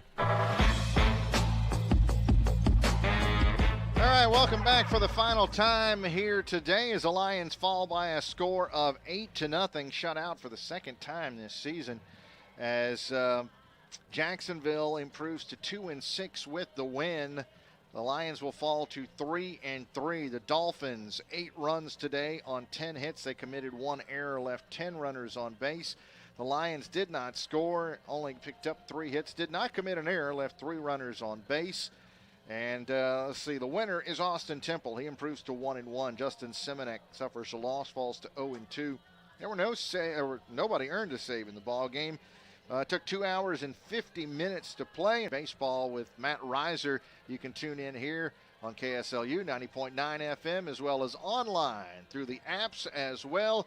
And then video stream on the Southeastern Sports Network through YouTube and the Lions Game Day Experience app there as well for the video. Tuesday night, we're on the radio at Monroe, 6 o'clock, first pitch. So we'll have radio coverage, which means online, lionsports.net, and the TuneIn radio app and the Lions Game Day Experience app. Not sure what the video situation is there yet at Monroe. There will be no radio coverage Wednesday night as basketball will be on the network, and then we'll be back with you for baseball Friday night back here at home at 6 o'clock against Stony Brook. So wrapping things up, this yet another broadcast on the Southeastern Sports Network. Our executive producer, J.R. Teagues, associate producers, Andrew Bishak and Ola Adeboye, coordinating producers, Damon Sunday and Colton Vickers. Our director today, Queonte Mobley. Our camera work done by Mark Woodall and Janasia Callahan. And our studio coordinator back at KSLU, Troy Granger. I'm Damon Sunday. That's been our time. We thank you for spending yours with us here this afternoon. Once again, the final score, the Lions fall 8-0. This has been an exclusive presentation of the Southeastern Sports Network.